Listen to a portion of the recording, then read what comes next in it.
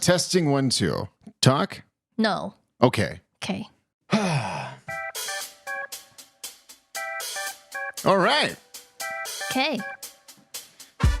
Remember, you can guess what we saw.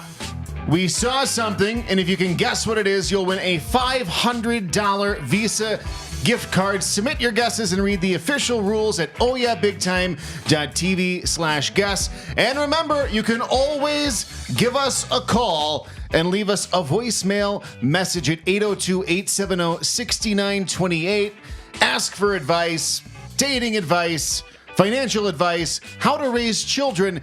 If you disagree with something we say, call us, leave us a voicemail. We'll play it on the air and we'll talk to you. All right? We won't talk to you. It's a voicemail. It's a voicemail. We will not answer. Don't be scared. And don't. If you ruin it, do it again. Yeah. You can always. Yeah. If you mess up, you can't like press pound. Yeah. To re-record. Just start the next one. So just go, oh God, and hang up and then call back and start over. Sound regretful at the end and the beginning of the next one. Yeah. Then we'll know. All right.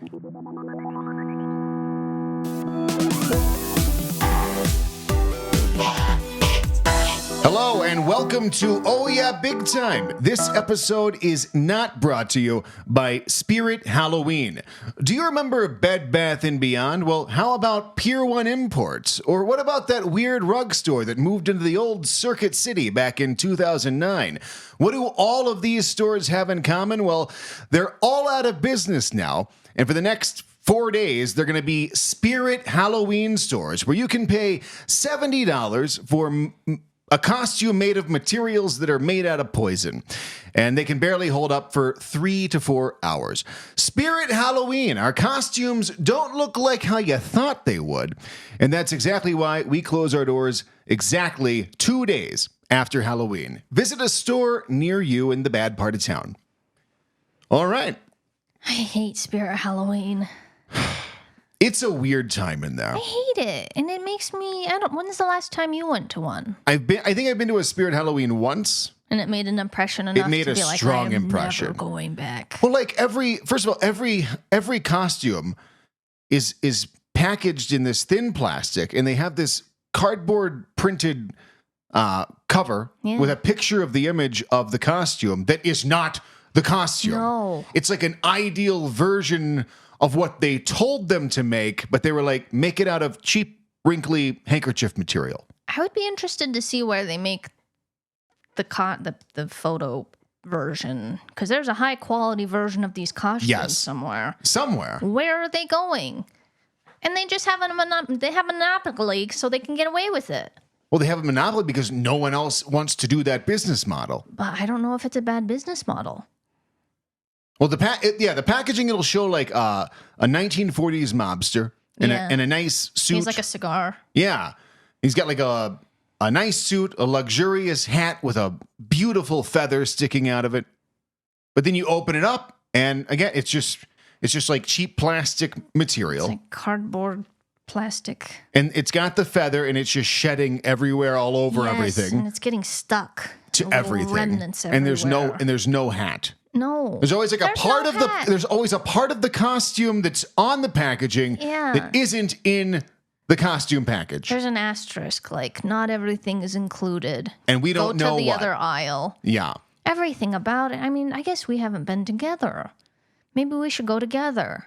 Before they close in a week? Yeah, because the last time I went, I got a Power Ranger costume because I thought it was funny. I don't know what year this was, but I was working at Electronic Arts, and there was a Halloween party where the kids come trick-or-treating at the work, and I had a shared costume with like a 7-year-old. And I was like, oh.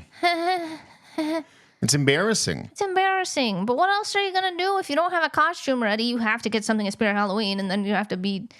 What do you do as an adult? I can't be like a pirate, so I have to be a pink Power Ranger. I mean, it's an excuse to be real sexy. Like, all the guys are Jack Sparrow. Yeah. And all the girl... I can't believe that nurse costumes are still allowed. That's true. It's defiling a real profession. That is appropriation. Yes. That is career appropriation. And we will not stand for it. But the mobster, we can. Yeah, because no one's a mobster anymore. Yeah, nobody. But the the CEO of Spirit Halloween. I've done some research because I was like, what is going on? How do they do this? Yeah. How is it that just like an old closed down store is now a Spirit Halloween for a month? What is going on? What's the answer? So the CEO is this guy named Steven Silverstein. He's the same CEO of Spencer's Gifts. Okay. They're the same company. That checks out. So I looked him up on LinkedIn. So I went to Did you friend him? So he saw that I looked at his LinkedIn, which he doesn't even have a profile picture there. So I hate when they do that. if you're going to be the CEO, They do that all the time. put your damn profile So do photo we know up if there. that's even the CEO? He could be getting slandered. It's true. Or maybe the data that I have is wrong, but Yeah. according to his LinkedIn, which may or not be Steven Silverstein's actual LinkedIn, he was once the president of Linens and Things. If you remember that store. Is that still a thing? Is it just linens? Or and Well, things? I think so. Linens and Things went out of business, but then somebody like bought the brand, sort of like what someone should do with Gavers. Yeah. Just buy the brand, For open it back up. $2,000. Come on. Not even $1,800. $1,800. Come on. So yeah, he was the president. I just don't get how he went from being like, I really care about bed sheets, Yeah, I care about thread count. to I just want to sell lava lamps and butt plugs and wigs. Hell yeah. I would too. He had the opposite. Now he cares about the lack of thread count, it seems. That's true. How little thread can I put into something and have it still technically... Maybe something bad happened to him There's something at Linens dark. and Things. Yeah. Or was like, Because he had a promising career there. Steven, the thread count in this bed set says it's 800, but this is a 2,000 thread count bed. You're losing us money, Steven. Yeah. And so he moved over and he's like, let's just make it out of plastic. Right. It'll always be cheaper. But yeah, so Huh. Spencer's, I wonder if they Halloween. have like group like Christmas party. I don't know. Do they Are have you wondering if Spirit Halloween has a Christmas party? all those seasonal part-time employees? That Maybe. that is That the would plot be- to A Nightmare Before Christmas. I actually have never seen that. Yeah, I mean it's fine. But it's one of those things you think you've seen. I mean, do you know who Jack Skellington is? Yeah, he's a suit and he's a... Do you know who the dog is? Have you seen the dog? No. It's a little ghost dog. Ghost dog. So I've seen the movie. You've seen the movie. Yeah. You know what happens. What? Tell me. So you haven't seen it. I haven't. Tell me what you think The Nightmare Before Christmas is about. That's a... Because it is. I don't want to look like a loser, so I've I pretended... mean, no one's going to think you haven't seen it. Well, they think you're a loser and the age in which you care about that and go to Hot Topic and buy merch for Nightmare Before Christmas. There is a night... So what is, for you, you've never seen the movie, what do you think the Nightmare Before Christmas plot is? And you don't have to get into too much detail, just like beginning, middle, end, what's the plot? I don't know any character. So it's Jack Skellington. He is a ghost. He's a skeleton of a ghost. And he's Nightmare Before... He has created a night... It's the opposite. It's the Grinch. It's based on the Grinch of Christmas. And he terrorizes the town and burns it all down. There's ravaging the cities of... Name another character. Do you know any other characters? I need a clue. So there's a girl, Jack Skellington. What? Well, Oh. there's Jack Skellington, and then there's I a was girl like, they call who... her Jack Skellington? Okay. No, yeah. So there's Are they Jack human? Skellington. The skeletons once So were. they are ghosts. Sort of. They're villains, but protagonists. And they go around and have skeleton dogs. And I've never seen Beetlejuice, but I picture those being the same. I know we watched Beetlejuice the other day, and I had the same feeling where I'm like, I've seen this because I know Michael Keaton. But you're not telling me what you think, I think it's Beetlejuice. but you don't know what Beetlejuice is about. No. Haunted times with death interacting with life. Before Christmas. Do they make it to Christmas? We have to watch it. Give me a single clue. So here, I'll give you one clue Okay. that is comprised of two details. Okay. There is Halloween World, and there is Christmas World. Distinct And worlds? Jack Skellington is obviously from Halloween World. So this is like Barbie. You haven't seen Barbie, but Barbie can go from Barbie world to real world, and she's like a conduit between the two. Is he brokering peace between Halloween and Are they rivals? Is it like who's the best holiday, American holiday? I think you get it. I don't get it. You've seen it. I mean, that's fine. Does he hate Christmas and then they teach him that Christmas is good? Kind of the opposite. He teaches them Halloween's better? So he finds out about Christmas Land. What's his voice like? Hello, I don't know. He finds about Christmas Land? He finds out about Christmas Land and he tries to get everyone in Halloween Land to adopt the joys of Christmas Land, but they don't want to. Yeah. And I could be wrong about this, but that's my memory of it. So he's a positive person. It's like he's really into Christmas, but because he's so Halloween minded, he doesn't really get it quite. You know what I mean? Like he wants to understand it. It would be like teaching a caveman, like giving a caveman a hamburger, and he's like, "It's good." And then he goes and tries to make his own hamburger. It would be a terrible hamburger. It'd be horrible, but he's seen the joy. Right, so he's trying. Cannot be reproduced. And so he's like a happy guy. Right. Is he? Jack Skellington's he's quite an emotional man. Really? Who doesn't get it? Who wants to? Is he dating the female version of him, or is it his sister? Did he marry his sister? I mean, it could be his sister, and he could still be dating her. They're the same species, is what you're telling me? They're ghosts? They're skeleton. They're from Halloween Were Land. the animators lazy and they just took his body and put like hair on it? To me, yes. Okay. That's what that seems like. And they're not dating and they're not cousins. Then I don't want to watch it. We don't know that. If it's not about dating cousins, I'm not interested. You could have that. I mean, you could make that in your... I can make my own fanfic. They don't explicitly say that she is not his cousin. All right. So I can get into that then. Could be. Huh. Yeah, I feel very helpless in this moment. I feel like it could be a time to shine my creativity, but I am paralyzed by lack of knowledge and imagination. Yeah, I had no idea there was Halloween Land. That seems like a Dr. Seuss. I think they ripped off the Grinch. Everything's a ripping. I mean, what I think is that Spirit Halloween is Halloween Land. In like a gross kind of way. So they want to have Christmas parties, but they can't. Right. The company, yes. They're seasonal employees. Spirit Halloween corporate. Yeah, which is like real estate agents. And probably no one else. The full-time people, and probably marketing and real estate. I don't even think do they need a corporate department? I don't know. Or if it's just Spencer.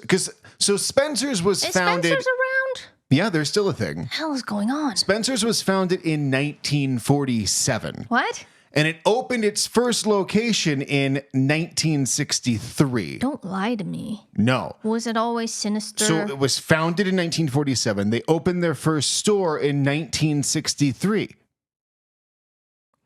What were they doing for like 15 years? What were they doing? I don't know. I don't know what to do with this information. I assume. I just want to make sure that I'm right here. I thought they were born in the early 2000s.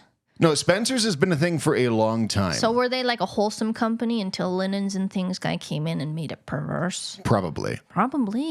That's what I'm guessing. Linens and Things guy, he came out. He's the guy who probably started it in the 40s. Okay, so Spencer's was a mail order catalog for the first like 15 years. Of similar items? I doubt it. Sorry. Because lava lamps didn't exist. So what were they even selling? I don't know. I'm frazzled right now. I'm a little shook. I don't know if I can keep talking about this. I don't know anything. Do you ever get like cake in your lips? Because I don't put beef tallow on. Well, no, even if I don't, that just happens. Like dead skin stuff? Yeah, it just like cakes up and I have to scrape it off. Am I the only one? I don't see other people doing the scrape. Well, I don't want to talk about what I do because I think I influenced my niece. Influenced your niece? Or your knees? My niece and my niece. I pick at my lips a lot. She probably didn't get the lips from me. I'm going to sound like a lunatic. I just feel like It's someone genetic. said something to me. It's genetic. But my niece is a teenager now, and it fills me with terror trying to envision, well, both being a teenager in this time and day and age, but also being a parent. Like Spirit Halloween is exactly why I don't want to be a parent. Because I Yes. don't know how to navigate that. At what age do you tell them what the world really is? You know what I mean? Wait, what do you like? How are we going from Spirit Halloween to like terrors of the Existential world? dread? Yeah. Exactly. I was thinking about this on my walk. There's a lot that playful banter aside, Spirit Halloween is very dark for me. If I start thinking about all the parts that I hate about it, I'm like, I'm going to rant about it. And then I got in a very dark place. I went on a downward spiral. Because then I'm like, how can they get these warehouses and Amazon and Bezos and rainforests? But it's like I take my kid to Spirit Halloween and I'm going to be like, hey, you want this Paw Patrol costume? Well, this plastic is actually everywhere, and there's going to be more plastic in the ocean than fish in 2050. And you had plastic in you as a placenta. You're just eating plastic all the time, and the world is burning. And, My God. and then I start talking about the rainforest because the little paper insert. And then I start talking about dogs. Oh, you want to be Paw Patrol? Well, dogs are euthanized all the time. I just don't want them to know that like that's an option.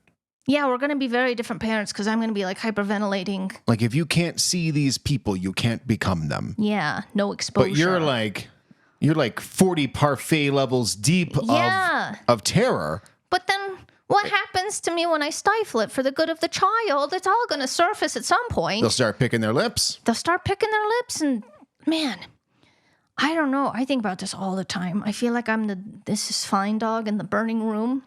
Well, kids rebel, right? So we can just do, as parents, the opposite of what we want them to do. I've thought about that, which would be like, what, NRA, I don't know. Yeah, but I'm not anti-gun in any way, but I am very anti-pro-gun. Yeah. You see, there's a difference, I'm going to be and it's in personality. I'm going to have an NRA sticker with my Monster energy drink decal. NRA stickers, Monster Energy drink decals at lunchtime. Yes. And we're going to put We're gonna breed. microscopes on ants. We're gonna breed terrible breeds of dogs. Yeah. You know who you are. Dog breeds. And then they'll rebel and then become citizens of the world. Except if they don't.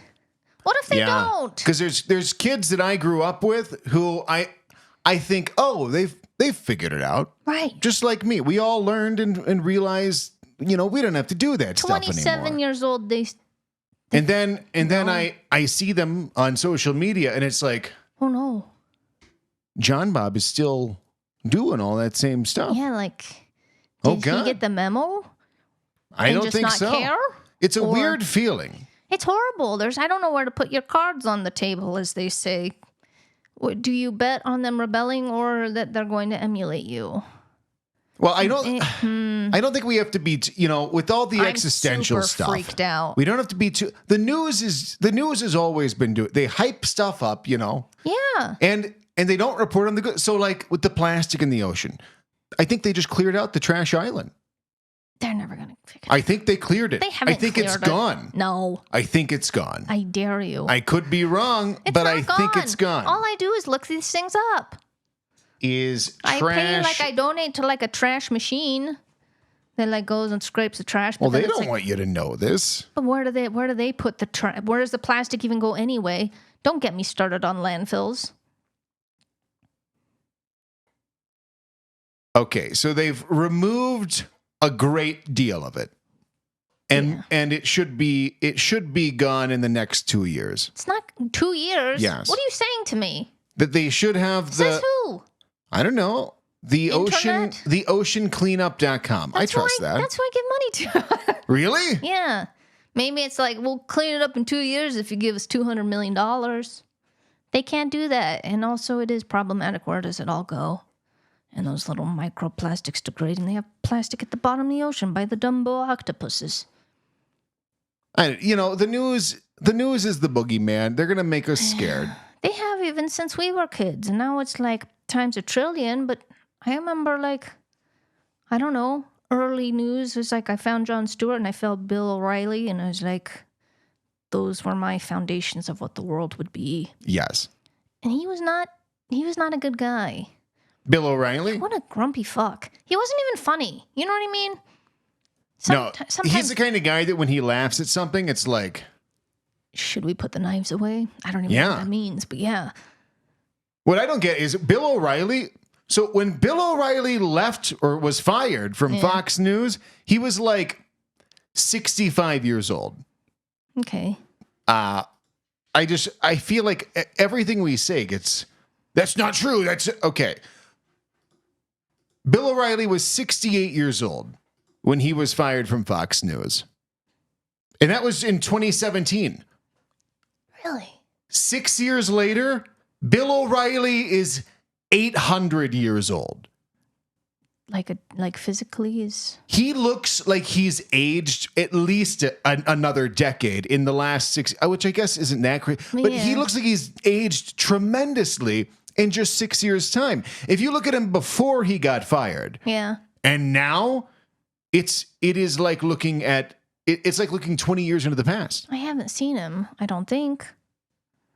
Well, let's see. So I did put together a little clip of Bill O'Reilly from right before he got fired until just recently. And so we can compare the two.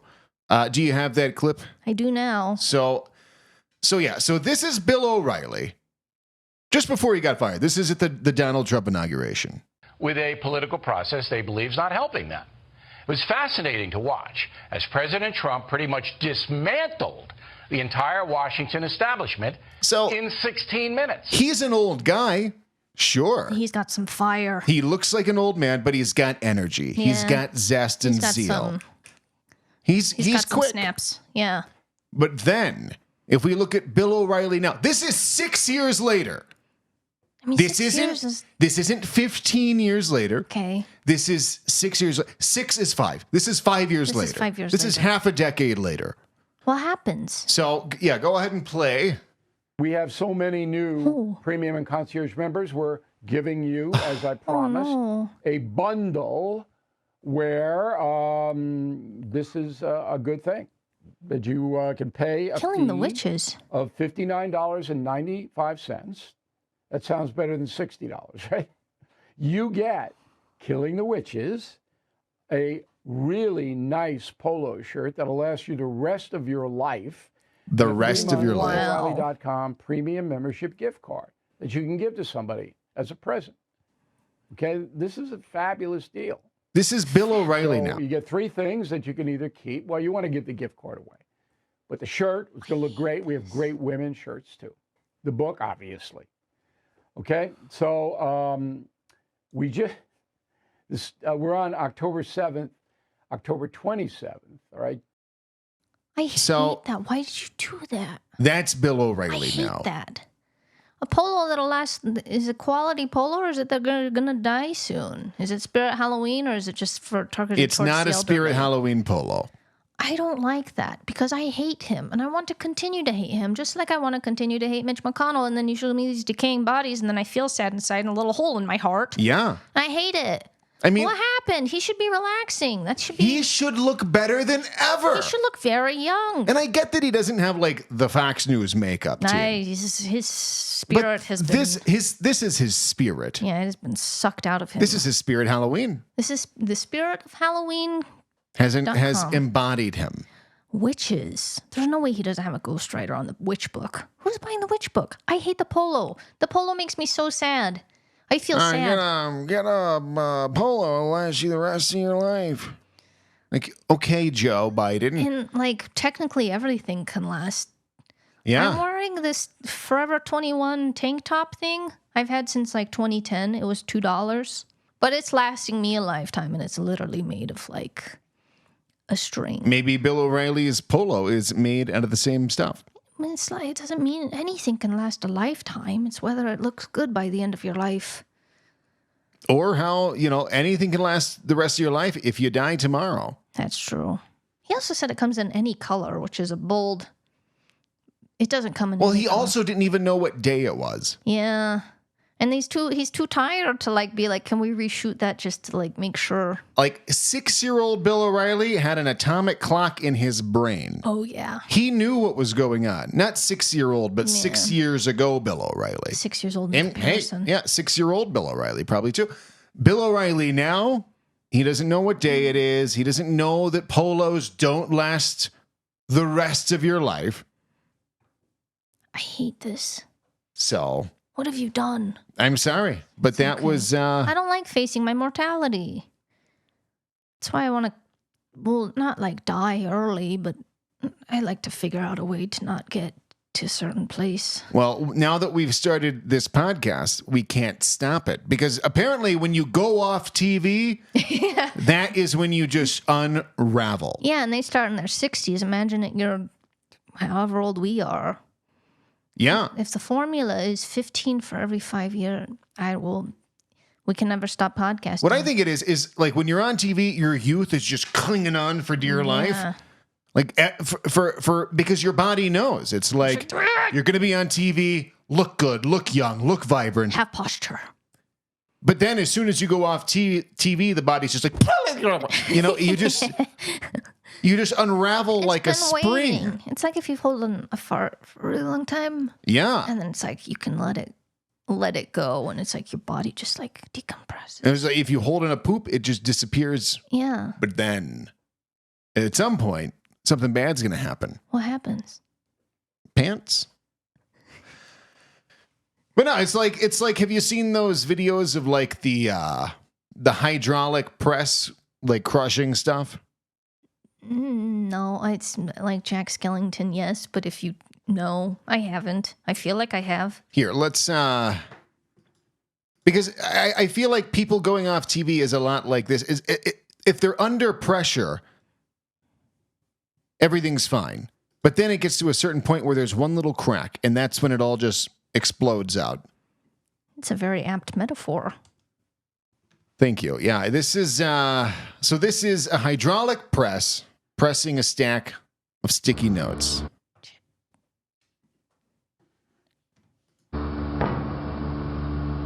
This is Bill O'Reilly on TV for 30 years, and that's him as soon as he goes off television. Oh, no.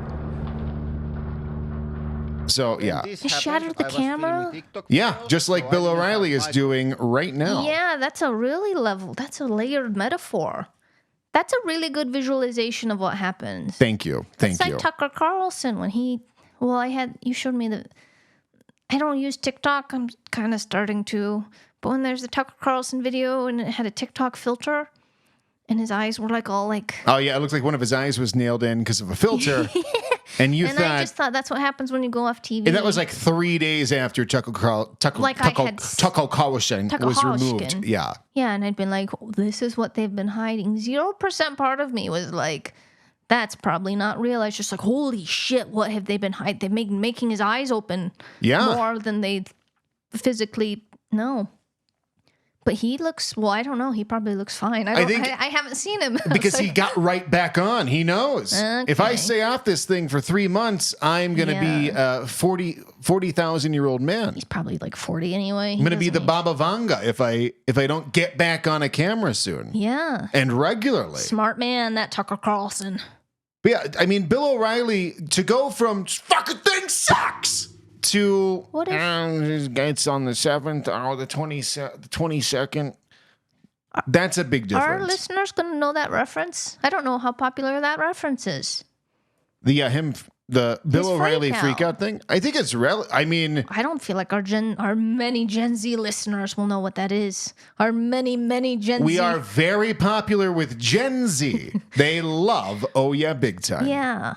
We're going to play it because it's one of my favorite videos of all time. It is one of the best things to watch. And there's so many little moments of brilliance in that video because there's these, if you pause at the right time, you can see these faces he's making that reveal so much. And it's very potato quality, but you can see it.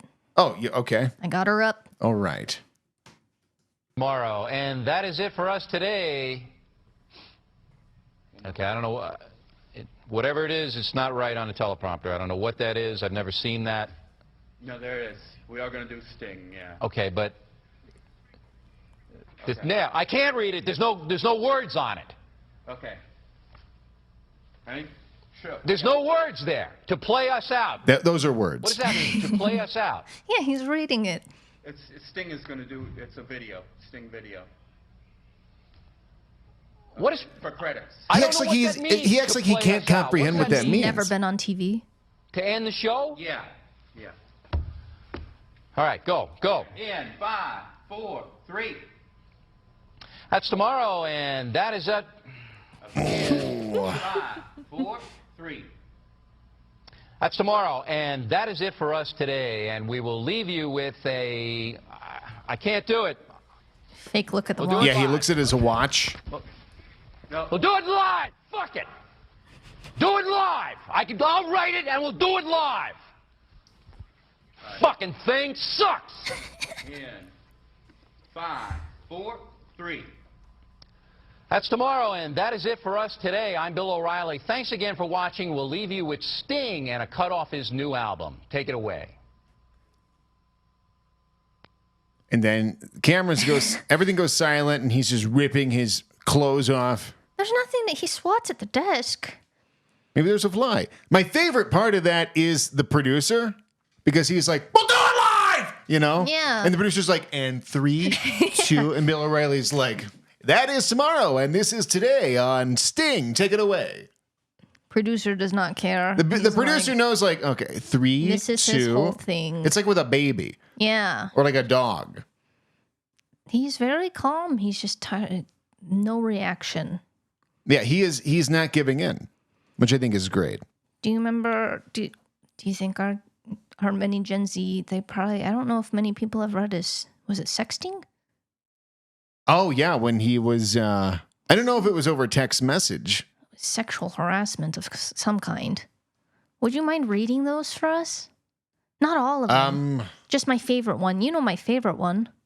I'll read his sexual assault. Just okay. So what part should I read? And I love all of it. It makes me feel away, but you could start here. All right. So this is Bill O'Reilly sexually assaulting someone over text message.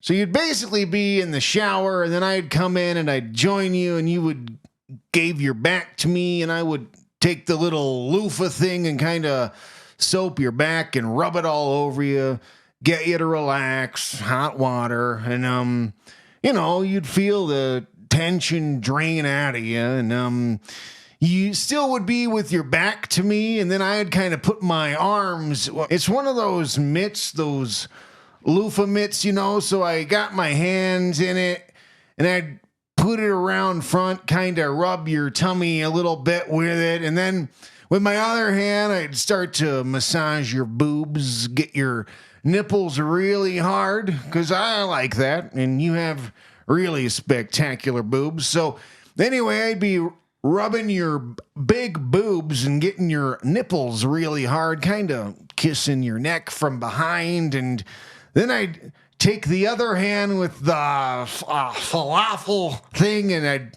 put it on your pussy, but you'd have to do it really light, just kind of a tease business.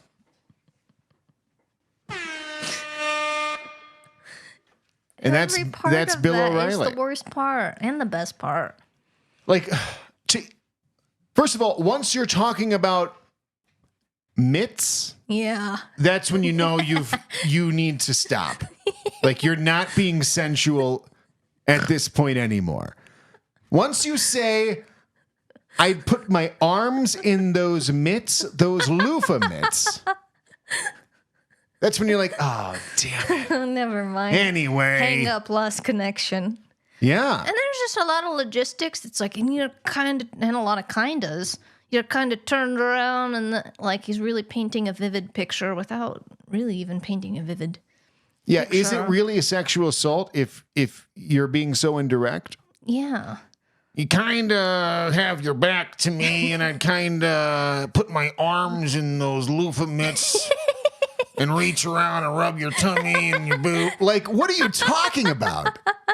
What is your fantasy, Bill? That's his face.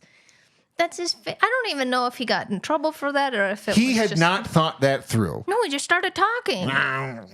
You see that happen, Trump, they just start talking and then they're like, oh no, I have begun and I must go somewhere. And if it was falafel... I had no plan. Yeah.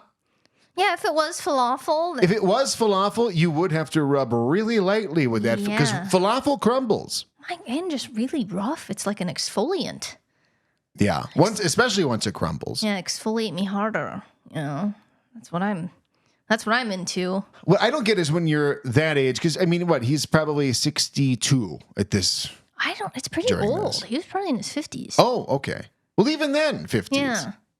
I just don't know how you have that much energy to get caught up in something like this. Right. It's not, where's the energy coming from? I can't, sometimes at 2:00, I'm just tired. Oh, PM. Yeah. Yes. I was like, AM, obviously you would be tired. Yeah, 2 p.m., need a yoga nidra nap or some hydration. We hydrate now. That's how old we are. Yeah. If I get tired, I'm like, I need to hydrate. It's not 20-year-old me never thought about hydrating. No, we're just like, give me another Red Bull and some Adderall. And you're just like, I might be a little low on the liquids. Maybe that'll help re-energize me. It can only go so far. My heart's having to pump harder. That's why I'm tired right now. Yeah. It's not easy getting But even older. my wounds don't heal as quickly. No. Like when I was 25, I could cut off a pinky and a new one would grow back in 2 days. Yeah. Just bloop. But now I got this scrape on the back of my ankle we have a storm door that spring shuts, and I was taking trash out and the storm door closed on the back of my ankle and gashed me. Ouchies. But even today, there's still, this was last year. Is there a scar? There's a scar, and it wasn't that deep of a cut, but it took months to heal. It's crazy. You remember we couldn't record last week because my neck. You hurt your neck? My neck was, we don't need to get into my medical mysteries, but we couldn't record the podcast because my neck hurt. That's where we're at. Yeah. And we're in our 30s. What do we do? What's going to happen? What happens? And I've been really into health and fitness and taking care of myself. So I don't understand how I don't have more vigor. No, it's just part of the process. It's just getting old. It really, when you were 27 and you'd hear a 35-year-old talk about getting old. Shut up. It's what are you talking about, man? You're just making excuses. We're basically the same. No, there's a difference. No, there's a 40-year difference. Yeah. It's there's as big of a difference between Bill O'Reilly 6 years ago and Bill O'Reilly's now as there is between a 25-year-old and a 35-year-old. Yeah. But that's just what happens. Everywhere. I mean, socially, we had a big night out last night. We did. We had a great big night out.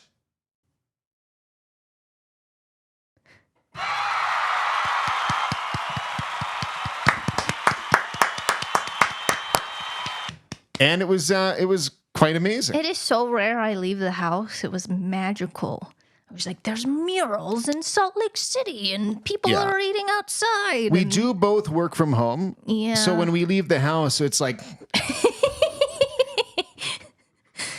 don't know what the world is like. It super tripped me out. I'm not even trying to be fun. Well, I'm not even being funny. It kind of freaked me out. And I was like, we should do this more often. This is so exciting. There's people eating falafel outside. Yeah, and rubbing their pussies with it. Yeah. But we went to Wilco, the band, which also is comprised of older people. We are the demographic. Naturally. Yeah. But I was so excited. Which I would argue we're on the younger side of Wilco fans. So. Which says something. It does. Yeah. I was so excited to go because Wilco's my favorite band, but I was also we can sit. We can sit It was down. A seated theater. Because the other times they played an outdoor amphitheater thing, you have to show up early to get a good spot, and you're still sitting. But if you're not there early and it's super hot, then you're going to get a shitty seat. You can't see anything. But this is we can get there late, and we can see everything. And we can sit. And I was so excited. The whole time. Yeah. You cannot sit the whole time.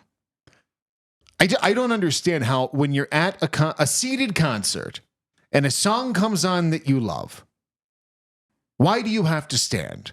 Yeah. When you're at home and a song comes on that you love, you're not like...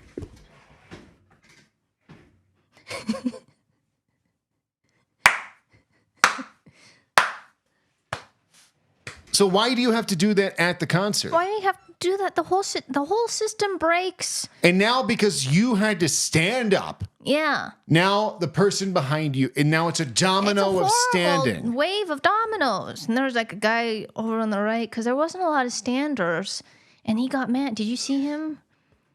No. He's like, "It's fucking Wilco, guys!" And he's like telling he got mad? Well, he's like he's mad and trying to get amped as if like the band's gonna have the feelings hurt. Like he's like the wave guy at a football game. Yeah. So and then but it works. People are like, well, okay, we'll stand up. But then we can't, like, people don't realize how hard the world is for me as a 5 foot tall person. Yeah. If everyone's sitting, you can see. I can see everything. Fine. It's amazing. That was a very unique opportunity for me to see my favorite band. But if people are standing, you can't. Yeah, you had to like switch seats with me so I could see through the crack of someone's. Like the guy's shoulder and his wife's shoulder. There was a valley betwixt them. I have to find the valley. Yeah. And so eventually, I mean, I was in a great mood. I wasn't like actually mad. It was more just like, come on, guys. But you know, my legs also get tired because we're old, so I can't stand the whole time. So then we sat down and then. You took a video. I took a video of you taking the. Can I share the video that you took of the video? Yeah, absolutely. One moment, please.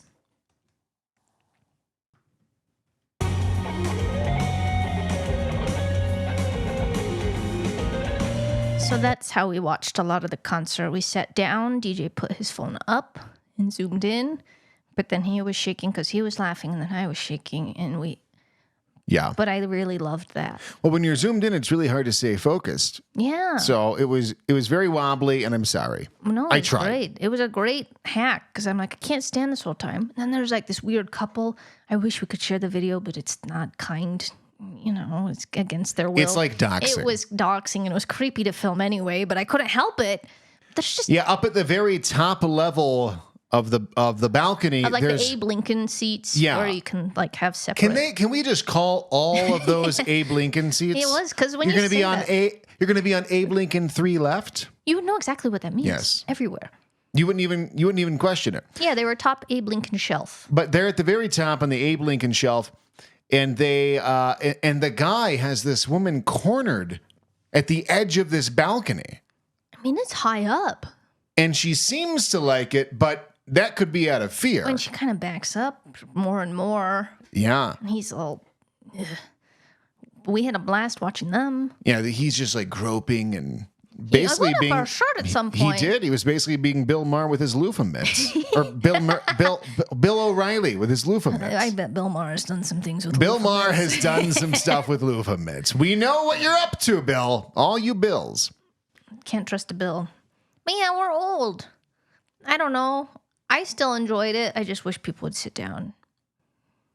I also brought AirPods in case it was too loud. I was like, maybe I can turn on the noise canceling and hear the muffled music, because that's where I am in my life. I've never found concerts to be... Tedeschi Trucks was so loud. That was loud. That was like the loudest show. So I'll put an earplug. Earplugs? Earplugs. Yes. Earplugs are like such a racket. They're such shit. The little ones. Oh, the ones that are made out of recycled used bubble gum? Yeah. Yeah.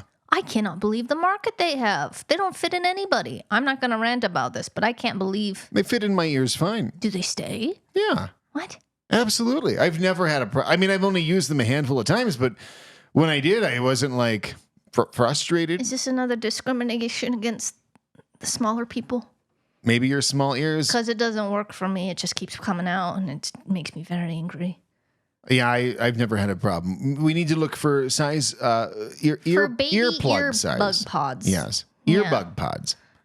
So unrelated, I was scrolling through YouTube, and first of all, YouTube thinks that I am like right wing. Oh yeah. They think I was at the Capitol, and just to be clear, I'm on neither side.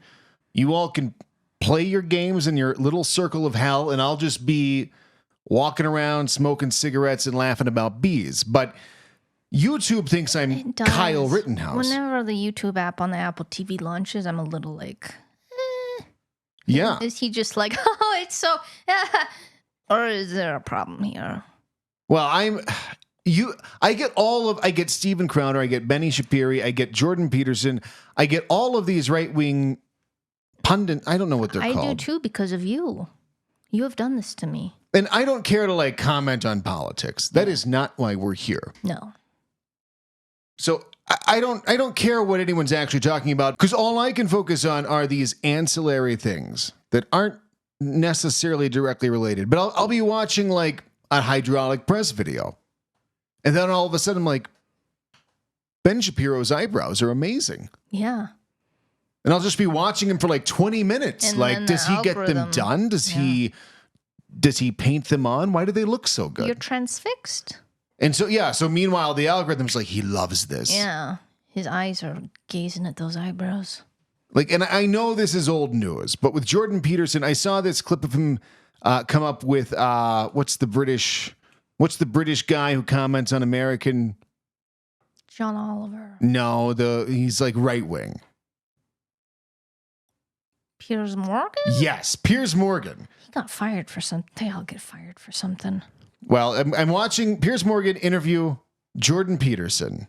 And again, this time I'm transfixed by his suit because he looks like he's on his way to becoming Jack Skellington. I know that reference now. Now you do. Yeah. So Jordan Peterson starts crying. And again, I know this is old news, Jordan Peterson crying, but for a while there, he alleged that he was crying because he was sick.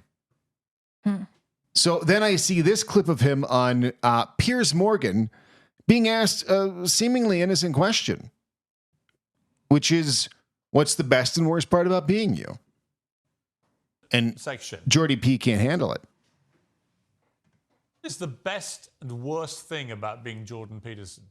The worst? I'm a bit much, you might say. I'm sort of running in all directions very rapidly, and so that can be a bit much. It's hard on people around me. I'm a bit much, man.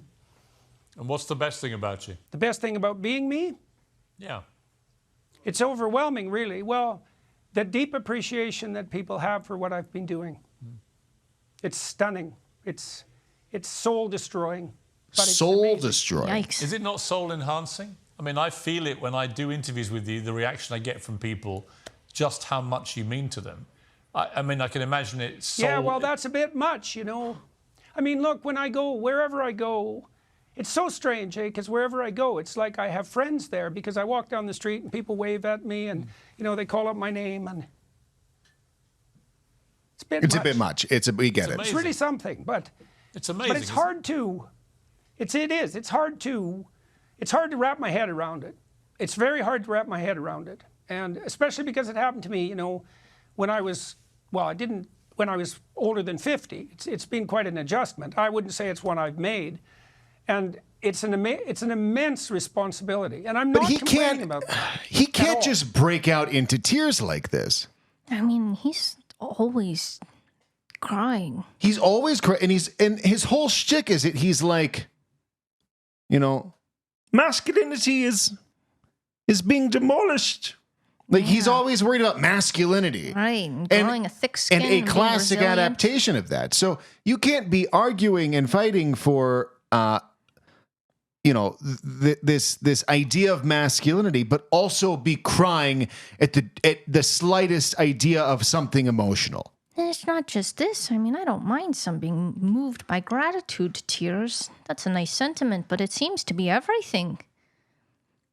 It's everything. It's everything. I don't know, man. I don't even hate everything about. We went to go see him in real life. We did go to see him. It was mainly just because, like, what could this possibly be like? What happens? Why?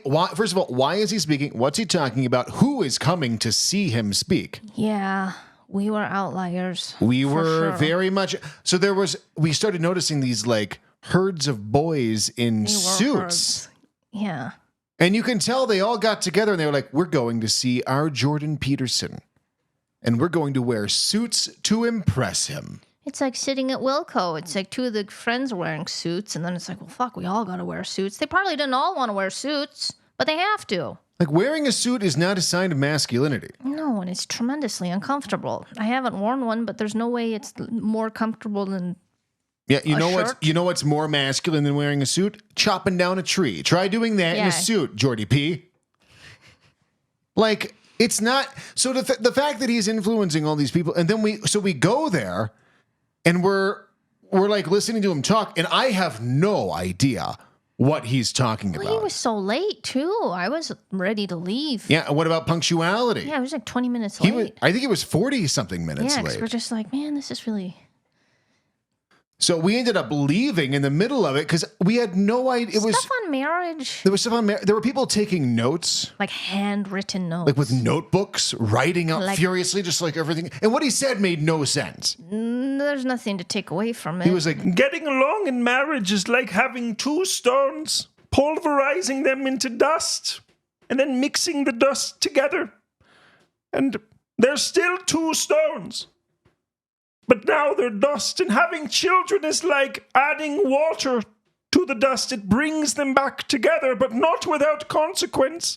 I had a patient come to me a few weeks ago who said, I'm not feeling well. I said, for 2 weeks, you're going to make your bed with nothing but beef, and you're never going to cheat.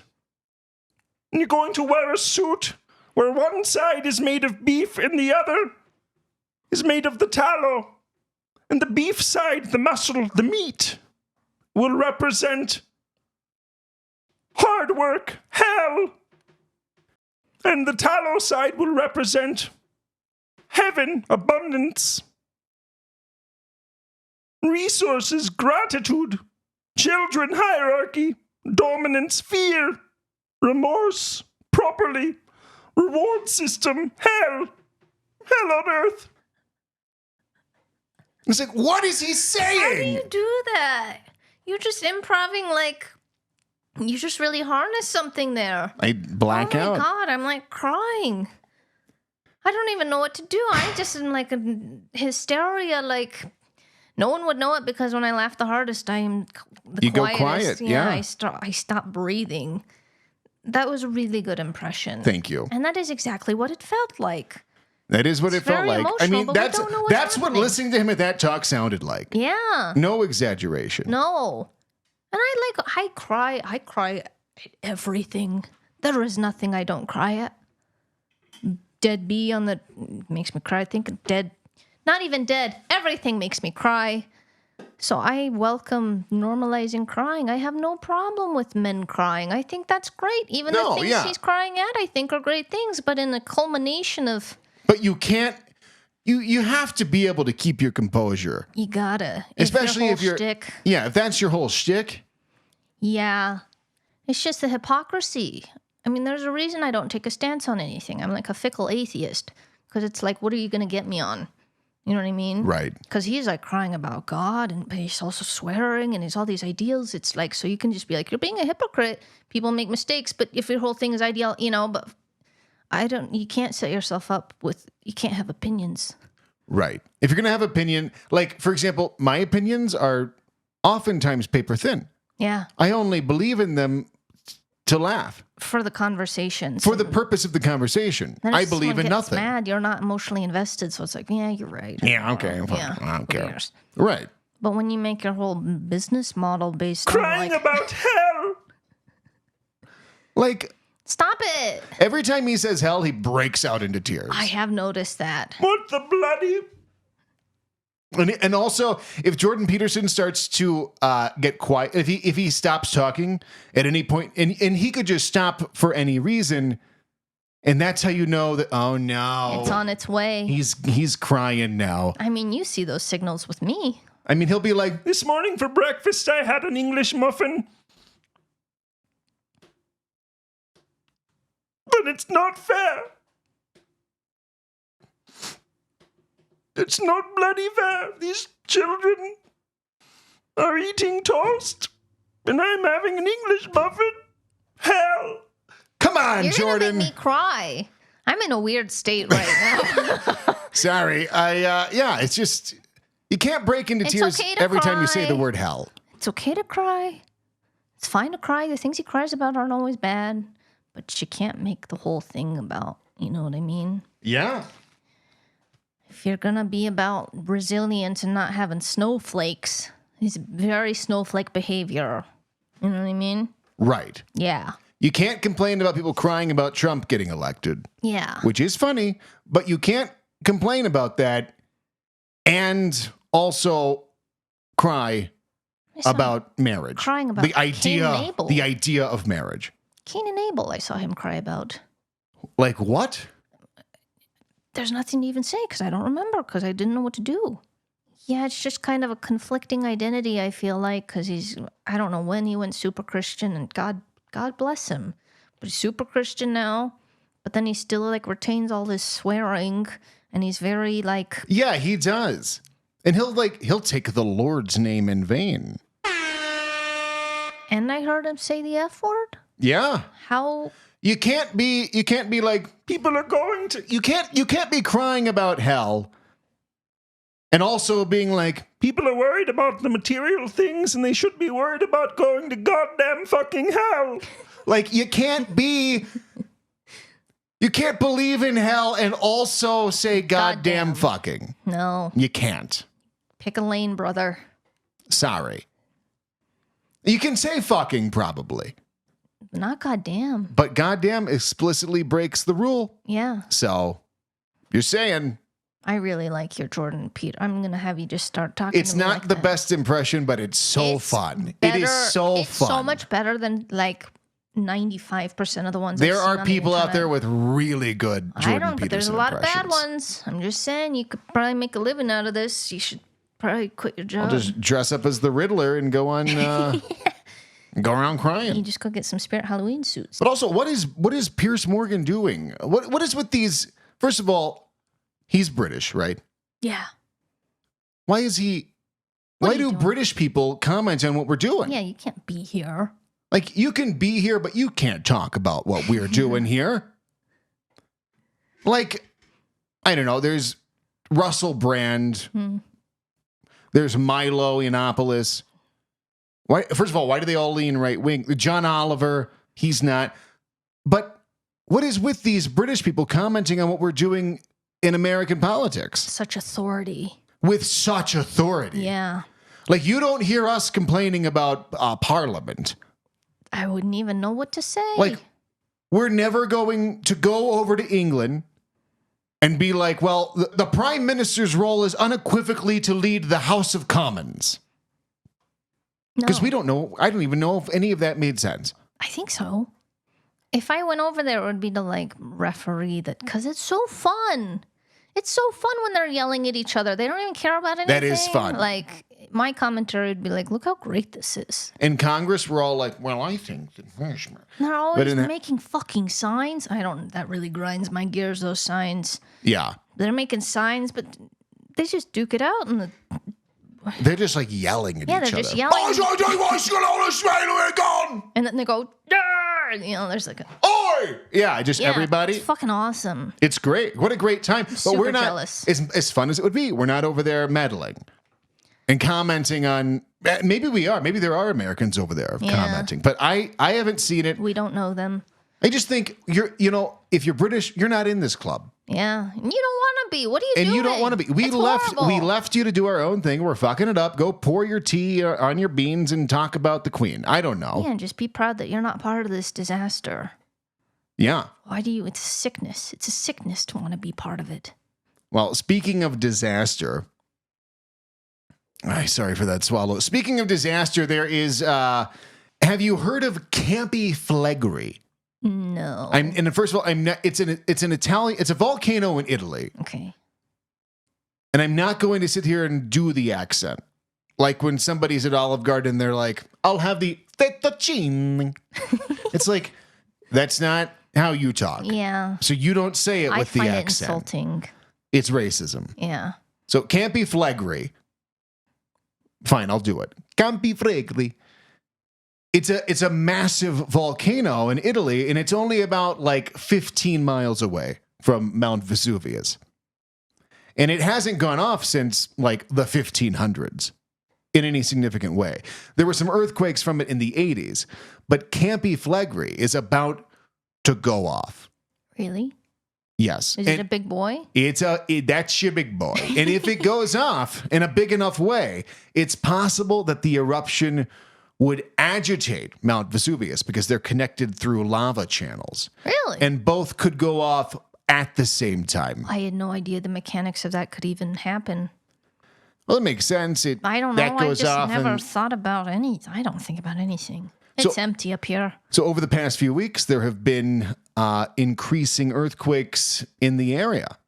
Earlier in the month, there were some like 1.4 and 1.9 magnitude earthquakes. And just Monday of this past week, there was a 3.6 magnitude earthquake. That's scary.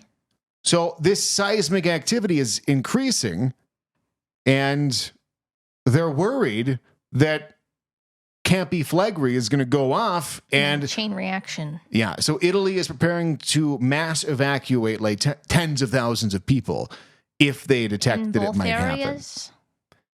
I think it's all considered one area. I guess if it's 15 It's like miles. Naples. Does that sound right? Does that sound like it's in Italy? Probably. So, but if this goes off, and some experts say that the probability of it actually going off are pretty low, but there's at least enough concern to have evacuation protocols in place. How terrifying. So if it does go off, in a worst case scenario, not only would the air become unbreathable in like a 100 to 200 mile radius. 200 miles? Yes, because volcanic ash, it would just fill the air. But it could trigger, if it does trigger Vesuvius to go off, that could send so much ash into the air that it causes a 2 to 3 year winter all over the world. What? So it could cause a global winter. From this ash? For years. What? That might even spin us into the next ice age. What are you saying to me? Yes, this is how ice ages have kicked off in the past. I don't know how anything works. This is how they think the Neanderthals were wiped out from this same volcano. So it's our time. Oh, really? Yeah. I literally don't know anything. That's crazy. It just seems like we should have some sort of mechanism to stop it. Stop it. Yeah. Put a big ice cube in the volcano. Chemical mix. OxyClean in the volcano. Yeah. It'll clear Can you put out. a lid on it? Get Elon on that. He can make a lid. Volcano lids. Yeah. Yeah. Why not? Why not try it? Surely Have we ever tried it? We have rockets. If we can go to space, we can contain a volcano. I already have horrible seasonal depression. I'm going to have seasonal 3-year sadness. Yeah, although I think the excitement of trying to survive might Yeah, that'd be tight. Yeah. Then I welcome it. Who cares? But to make things even weirder, the bees are also predicting that we're going to have an exceptionally cold time. They're predicting? In the near soon. The bees. Yes. They've got their charts out and they're doing the... Yeah, the bee. analytics. They broke into a bee science club, and they're running the numbers. No, apparently, so bees will kick out the drone bees in late October to conserve resources in the hive because they just really don't do anything in the winter, so they kill them. And it's sad. That's sad. But they usually do this in late October. A lot of beekeepers are saying that their drone bees are being kicked out up to 7 weeks earlier than normal. Oh. Which means that the bees know. The bees are preparing to have limited resources for a while. And on top of that, the way that bees store honey in the hive, they usually just store honey all throughout the hive, and in the winter they just go fetch it and bring it where it needs to go within the hive. But the bees are packing the honey close to the queen, which is weird behavior apparently.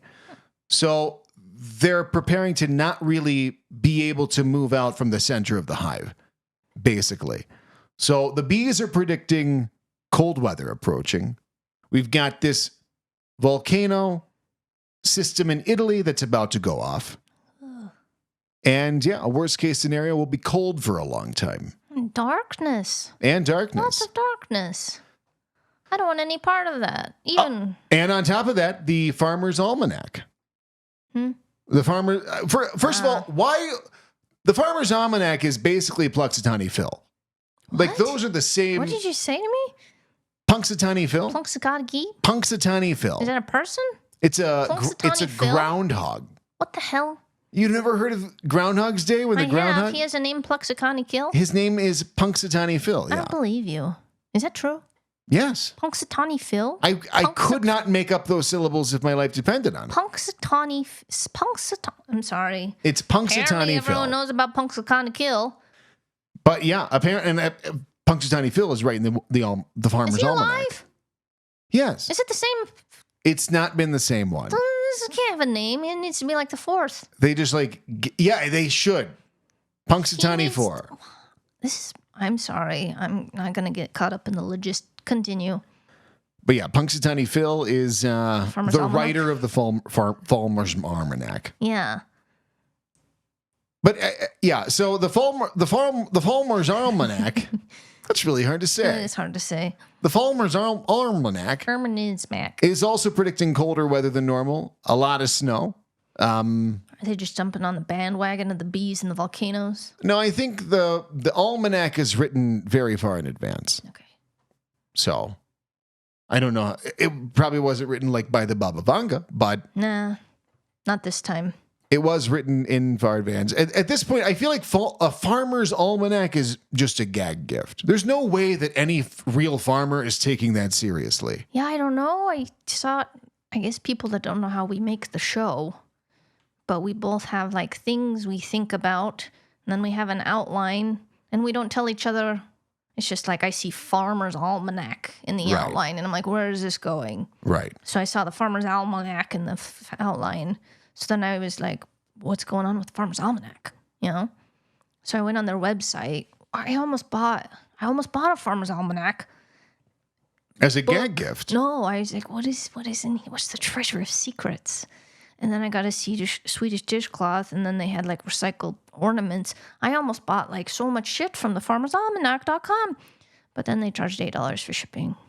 Which if they just made the Farmer's Almanac $8 more and then free shipping, I would have bought it. Right. But yeah, their social channels are kicking. Farmer's Almanac Social? Yeah, their Instagram is like 136,000 followers. Are they all farmers and all over the age of 60 years old? No, it's like they have a social media person that's making like Canva.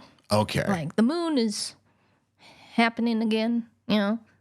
But right, and everyone's like, wow, the almanac was right. They get some decent engagement. This is the Farmer's is it Almanac? Almanac? I like Almanac. Farmer's Almanac is easier to say than Farmer's Almanac. The Farmer's Almanac is one of their top posts says Rabbit Rabbit. So I was like, what's Rabbit Rabbit? Oh, fuck you. God damn it. I'm not logging in. This post said Rabbit Rabbit, and I noticed it had engagement higher than most. And the post is like, don't forget the first of the month is coming. Remember to say Rabbit Rabbit. Right.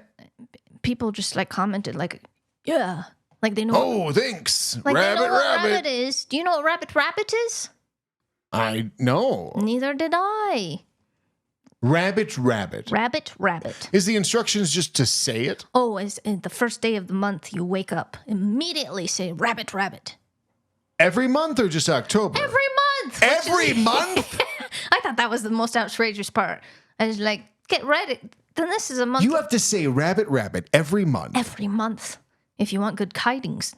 So the first of every month. Every month. You're instructed to say the Farmer's Almanac wants you to say. It's a big tradition.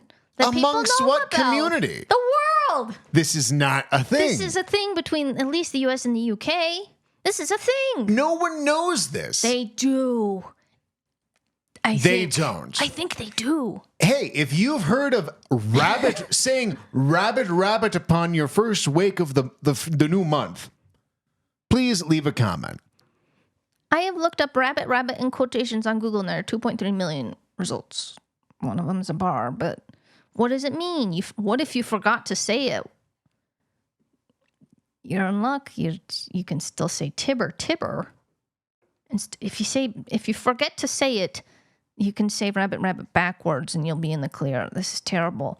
If you forget to say, at what point can you say Tibber? Well, I don't know. Can we just say that now and we're in the clear? Yeah. On Tipper, the tipper. 20th of the month. Rabbit's a thing, I guess. But amongst what group? I don't know. The origin is from the UK. I didn't know Alice in Wonderland's from 1865. It's old, yeah. Huh. Very old. Another movie I haven't seen that I'm like, yeah, I've seen that because it was I don't know. The movie tells the whole the movie title tells the whole story. She's in Wonderland. She's Alice? Mad Hatter? Yes. Okay. So that's part of where it comes from. She's luckily guided. She's luckily guided by a white rabbit through fantastical adventures. But then there are like FDR used to say rabbits on the first day of each month. And he was known to carry a lucky rabbit's foot during the election, and he won by a landslide. The first Democrat to win both the Electoral College and popular votes in 80 years. So it's like he won the election, he has a rabbit's foot, he says rabbit, rabbit, it's good luck. And then there's other stuff. Some people say bunny, bunny. But this is a thing. I had no idea that people were this deranged. I know. So then I'm starting to think about other, like, superstitions. I don't know. I go on a superstition rabbit hole. Rabbit hole. Rabbit hole, no pun intended. Toenails. We all got them. We all got them. I guess fingernails. Why do they say toenails? It's nails. What do you mean? Why isn't there a term for finger and toenails? Nails. They're just nails. But if you said nails, you think about nails. You think about nails. They're digit nails. Digitnails.net. Superstition around nails. Digit nails. Do you know Finger any? and toenails. Yeah. Okay. It's nail clippings specifically. May I teach you? Yeah, because I've never heard a nail superstition. There are nails. I mean, they are aplenty. So, in some cultures, it's believed you should dispose of your nail clippings carefully, often burying or burning them. Because if someone were to find them, they could use them against you in a malevolent manner, including witchcraft or sorcery. So, I mean, what does that mean? You know what I mean? This was made before they knew about DNA. Yeah. Which is also, I guess, something you could do. This is in the 1500s. We found his toenail clippings here. Yeah. But I still was like, what is it? Why? You know what I mean? But then I found a Reddit thread because there's a witchcraft Reddit subreddit, of course. Yeah. And I don't know what a lot of these words mean, but I'm going to read it to you. And I thought she was original, but what she's saying is from the 17th century England, so I was giving her way too much credit. This is called a witch's bottle, by the way. She says, as others have stated, the toenail clipping, like hair and spit, blood, and other fluids, are effective tag locks. Owing to the contagious connection they could still hold with the person they belong to, which is why many cultures still have and do dispose of hair cuttings and nail clippings as to avoid spirits and witches getting them. I have many times used clippings in witch bottles, small doppelganger decoys, one deploys, and berries in the property you dwell to trap and confuse maleficia, like malicious, maleficia, and hexes from reaching you. I've got a few dozen out there from the last few years, including on my current property, 3 pins, 3 thorns, and 3 shards of glass. My own hair clippings and piss go into a mason jar.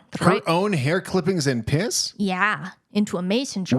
Which hair and piss? Which hair, piss, nail clippings. Okay. Into a mason jar. And the right words to empower it, and bam! 4 of each direction buried in the wee hours of the night. Efficient words and easy to make. But yeah, there's like, they've found witch bottles from the 17th century that are full of like piss and hairs and nail clip. So this is not a new thing. She's copying the old witches of old. This is insane. So that's one superstition around fingernails. Don't have them around loose because someone could find them and then they can haunt you, throw spells at you. The 8 people in your town that believe in witches will find your toenails. They could be more. They'll go to the dump.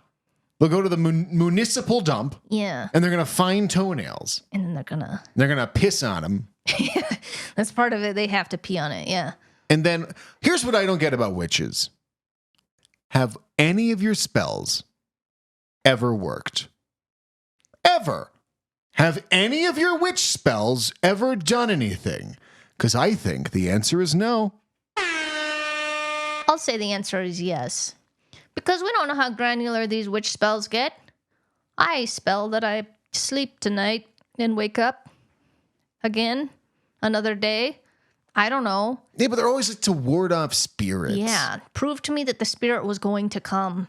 Right. Like the proof is that and the that spirit didn't come. your piss toenail concoction. Yeah. Just a little vial of piss, toenails, Not and hair. Not a vial, a mason jar. A mason jar? To fill up a mason jar. Do you know how many peas I would have to pee to fill up a mason jar of pee? Oh, I'd have half a pea. I guess it doesn't have to be a 32 ouncer, but that's what true. I consider a mason jar. I guess it could be. That's a lot of pee. And just like when you have to pee at the doctor's office, when you do as a lady and see if you're pregnant or test, I don't know what else is in there. It's not easy to pee in a cup as a lady. I can't imagine. It's not easy as a guy either because you have to stop your flow. No, you can't, and you have to stop it.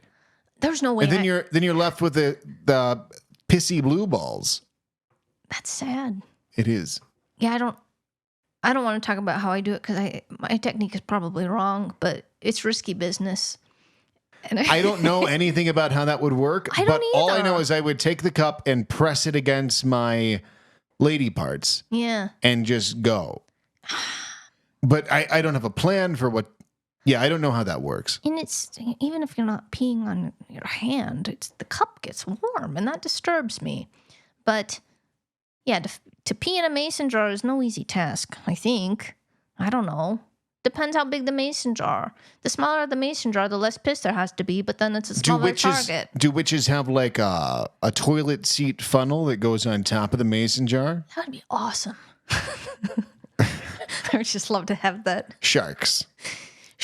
Have you Witch piss funnel for mason jars. Hell yeah. So that's what I learned about that, but that's not the only toenail superstition there is. May I teach you more? Please, yeah. Well, there's a Japanese superstition that it's bad luck to clip your nails at night, which they think it dates back to like back when they didn't have electricity. It was not good to use sharp objects at night. So that's just like a practical thing, right? But there's superstition, and it's wildly specific that you will not see your parents on their deathbed. If you clip your nails at night, they will die before you see them again. Then I would clip my nails every night. Because you want your parents to die? No, not that I want them to die, but I don't necessarily need to be there right when it happens. I'd like to see them before, and I'd like to get the call. I don't want to be there in the moment. Well, yeah, you don't want to be there. So I'd be clipping my toenails every night. There's also some of them believe in premature death, but it seems it's mostly surrounding just not seeing your parents die, which is a weird. What's the correlation? Who wants to see their parents die? Well, I think it's you won't see them before they die, so it's like our parents would die right now. We never got to say goodbye. Okay, that's I can't sad. think about my parents dying because I'll start crying That's like Jordan sad. Peterson. But Hell. yeah. Then there's an old superstition that suggests specific days for nail cutting. There's a nursery rhyme surrounding cutting your nails. May I read it to you? Yes, I will. Cut them on Monday, you cut them for health. Cut them on Tuesday, you cut them for wealth. Cut them on Wednesday, you cut them for news. Cut them on Thursday, a new pair of shoes. Cut them on Friday, you cut them for sorrow. And cut them on Saturday, see your true love tomorrow. Cut them on Sunday, the devil will be with you all week. So be careful. Just for 1 week, though? Yeah, who cares? I could try that So out. I guess cut them on Monday for health. No, the wealth. New pair of shoes. Oh, yeah, wealth. Wealth would be awesome. Because then you can just buy the new pair of shoes. Always cut your toenails on the Tuesdays. That's wealth. Yes. Okay, yes. And don't do it on Sundays. What was the news? The news. Cut them for news. Not What even does that the mean? news, just news. To receive any news. Cut your toenails if you want to receive updates about something. I don't know. But you're going to get updates either if you cut your nails or Well, not. you're going to get some extra news. That is a waste nail cutting day. Don't do it on a Wednesday. Oh, Then- I had no idea. I didn't know people had any superstitions around this. I have one more. And then Another toenail yeah, superstition? I'm actually not showing you all of them because it would be the rest of the podcast. I have one more, and then I have to show you a man that makes me feel weird. Jordan Peterson. Yes. In some cultures, it's considered bad luck to give someone a pair of nail clippers or scissors because it's believed it could sever the relationship. If clippers or scissors are given as a gift, the recipient might give a small amount of money in return to buy the gift and avoid the bad luck. So you like give someone a gift of nail clippers and then they pay you to like buy them back. Who's giving people nail clippers? I don't know. When has this ever happened? I don't know. I feel like that would be very strange relationship. Unless it was an easy way to announce that you would like to sever the friendship. Just like... I'm going to start using that. And the person just I'm like laughing a little too maniacally about this. Where I'm like... Oh. Really, Dan? Just like... Yes. That would make my life so much easier than... Okay. Hell. So that's an option if you ever want to do that. And then there's this man. Hold on. I read on Medium, you may share my screen. Why? No, I don't want ads. On Medium, I read why I kept my nail clippings in a jar for 5 years. Short answer, because it's hilarious and a way to say I care. Look at that. For our listeners, it's like if somebody made a smiley face out of Parmesan cheese, but instead of Parmesan cheese, it's toenails. Its nose is so thick. That's my toe. Every time I clip my toenail, it's like cutting a tree in half. Really? Yeah. When I cut my toenails, it's the nose. It's almost. I have to squeeze sometimes with all of my might with both hands. Do your arms get shaky? And then it like cuts through it. Yeah. You startled me. That's what it's like cutting my toenails. Does it startle you as I have some thick toenails. That's impressive. Thank you. It's a sign of manliness. It is. I guess there's not a lot to say here other than he's like being quirky but I hate that. Then you grind them into a dust and you make a flour. And then you inhale them. But he has a loving partner that like embraces this about him. That's all there is to say about. I just mostly wanted you to see this. So that's not a superstition. That's just a man who wants attention, and he kept it for 5. Why is some of them red? I was wondering that myself. I actually never red nail polish. That's like then do it like red nail polish like 2 times. Yeah. I just feel like that's an extraordinary amount of clippings for even 5 years. But then I've had nail clippings on my mind because I was listening to my second favorite podcast, the Ross Bolin podcast. They have listener calls, and someone called about toenails. What did they say? Oh, they asked if it was like trashy to like cut your toenails in weird places, like in public and stuff. Yes. And he like named all these things. Like he's seen them. People clip their nails everywhere. He's like, I've seen them waiting for an Uber. I've seen them at a concert. I've seen them do it. Like he's naming like 15 different places. And I'm like, I've never seen anyone clip their toenails, fingernail anywhere that's inappropriate. I think I've seen it like once at an outdoor mall, somebody just sitting on a bench clipping their fingernails. But I've never seen, that's probably it. Like, it's not common. Is it, or are they lying? Or is this some part of epidemic I'm not sure of?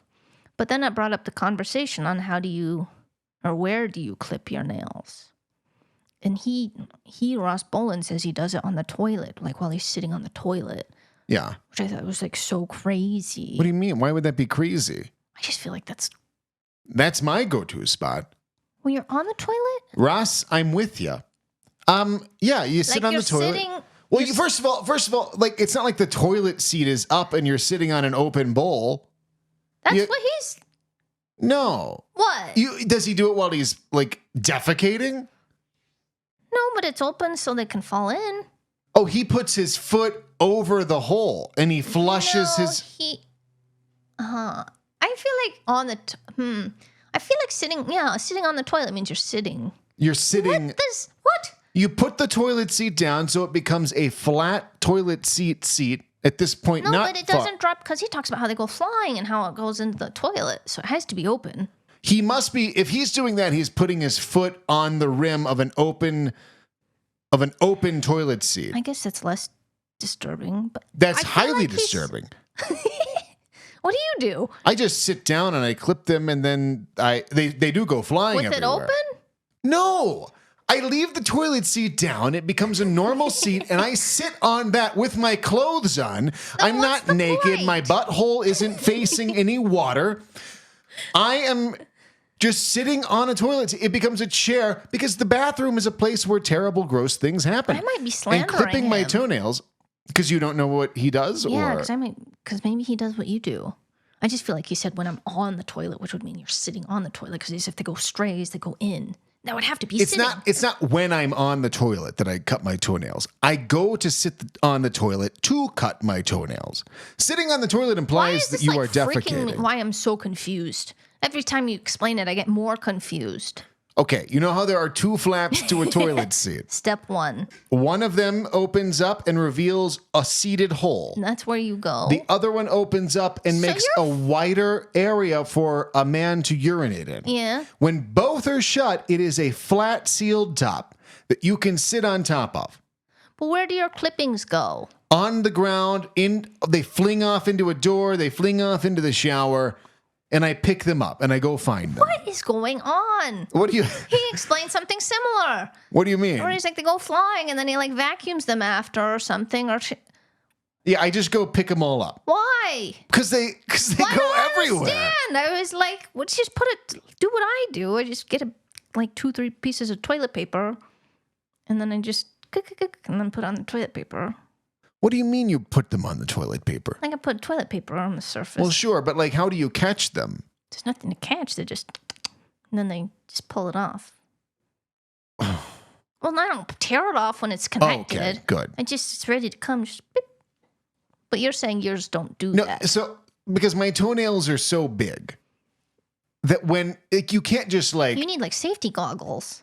I should have safety goggles. Because, every time, they just go flying. Yeah. What a thrill. It's exciting. Yeah. Yeah. But I can't, there would be no way to catch them other than to cover myself in a small little net. Huh. And that would be harder than to get the toenails out of the net, unless it was a disposable toenail net. Sharks. Disposable toenail Or I net. could set up little jars of witch piss all over the bathroom and try to aim for the witch piss. Yeah. Sorry, I have to burp. Ooh, juicers. Hold on. Oh, yeah. Well, I guess it's not weird what he has done, but it's one of those examples of things that's I hear it on the internet or Twitter, and it's something that doesn't come up in conversations, and it's people live this way. Because when you talk about, where do you cut your toenails, right? I had the same thing. Where do you cut yours? Well, it depends. If it's my fingernails, which grow much faster, I just do on the sink, and they land on the toilet paper. But if I must do my toes, I sit down. Where? On the ground. You sit down on the bathroom floor? No, in the wood. In the woods? Oh, you sit down in the house? And by the bathroom. The contrast of the nails against I feel like it's so much less weird just to do it on the toilet. I don't know if I have such dexterity. That's the only way I can manage. I just sit down and I hate toenails. I really let them go until they're about to pierce my socks. But yeah, I do too. Yeah, but to your point, there's all these weird things that you hear about. How do you do this? And it's what are you talking about? Yeah. It's when I first heard about wiping direction. Yeah. Front to back or back to front. That's an option? Women, of course, do front to back. Yeah. I think that all men should do back to front. Is that what you do? Yes. Really? 100%. I guess I can't picture Really? Why? Why does it matter? Because it's easier. I'm sorry, I have to... You're pooping. Back to front. Back to front. That is easier. Yes, back to front is a more natural motion. Mine kind of requires a lift of sorts, I think. But women can't get poo-poo in their hoo-hoo. Yeah. So they have to do that. But men, when I first heard of a man wiping front to back, I was, excuse you? You're doing what now? So it's clear that their mother taught them how to wipe. Yes. So that's a great example of there's another way. Yeah. Another thing that came up is shower. What time do you shower? Because they're there's this big debate of do you shower at night when you're clean and your bed's clean and you're going to have clean, or are you disgusting and have the filth of the day go into the sheets with you and you're fucking disgusting, sick fuck pig? Basically. People are really They get very angry. So who gets more angry, the night showers or the morning showers? I would say the night showers. Although I would say they outnumber the morning showers. The night showers outnumber morning showers? At least the threads I've anecdotally looked at. Okay. But then, there's like a red pill, blue pill meme that's like night shower, red shower, and then pile red pills like anyone with common sense. That's why you keep saying common sense. Everyone's saying common sense, you do it at night. I think it's crazy. It is insane to shower at night. And then there's all these people like, there's option is both, which I refuse to believe that many people do both. I know so many gross people. Sure, I've showered twice in a day. Yeah. It's happened, but that's not my go-to. I think that... So what is the argument for someone showering at night? They get a cleaner bed, right? Yeah. I'm sweating my dick off when I'm sleeping, so even if I was a fresh baby... You're sweating when you're sleeping, regardless of if you've showered or not. Yes. I think what's most important, and I'm holding a little... metal. A little dry erase board. Yeah. I think what's most important here is time clean. Right? Yes. Maximizing your time clean. So I think... So let's just say this is a 24-hour day here. This is your 24-hour day. Yeah. Now, if you shower... Now, let's say... So we're sleeping what? What's the average sleep time? 10 to 11, 12 to 8. 11 to 7. 11 to 7. We'll go 11 to 7. So we've got about here. This is sleep time. This is 11 p.m. And then we've got till about 7 a.m. This isn't completely accurate, but we've got, that's your clean time. This is sleep time. So you're sleeping throughout this blacked out chunk here. But that's your optimal clean time as a night sleeper, as a night shower. And also let's consider when you take a shower, how long do you think you're truly clean for before the sweat and accumulation of dead skin cells and other things start to build up and make you considered unclean? I'd say like 5 hours. So you've got like a 5-hour window after your shower in which you are asleep to be clean. So if you're showering in the morning, you have a 5-hour window. If you're showering at night, you have a 5-hour window of being clean. So if you're showering, let's say you're showering at 9 p.m. If this is your shower point, this circle here, if this is when you're showering, now your 5-hour window is expiring in your sleep. You've still got another 2 hours. Yeah. That you are now considered encroaching on being dirty. Right. So this is the dirty buffer here. This is where you are exiting from clean and you are entering dirty land.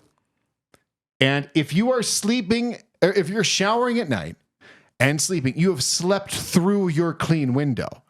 So when you wake up the next day, you're essentially and effectively waking up at the tail end of being able to be considered clean. That's what I'm saying. But they count it, I think, as a blank slate. Like you don't get dirty at all. You get dirty. They think you don't. You're gross after 8 hours. You're gross. It doesn't matter what you're doing. I don't do anything. I do no physical activity all day, and I get very gross. Versus if you shower in the...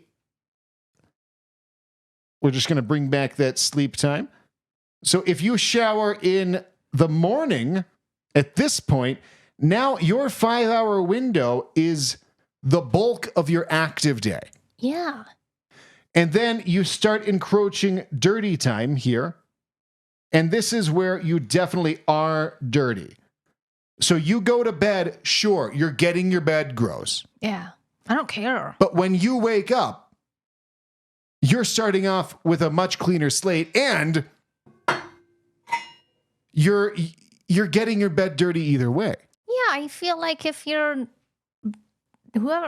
daytime showers are always going to be the most presentable. There's no argument that daytime morning showers are less clean than a night shower when meeting people. It's basically what you're saying, but I'm just saying, if you were it seems like very antisocial behavior. I want to be my cleanest when I'm alone.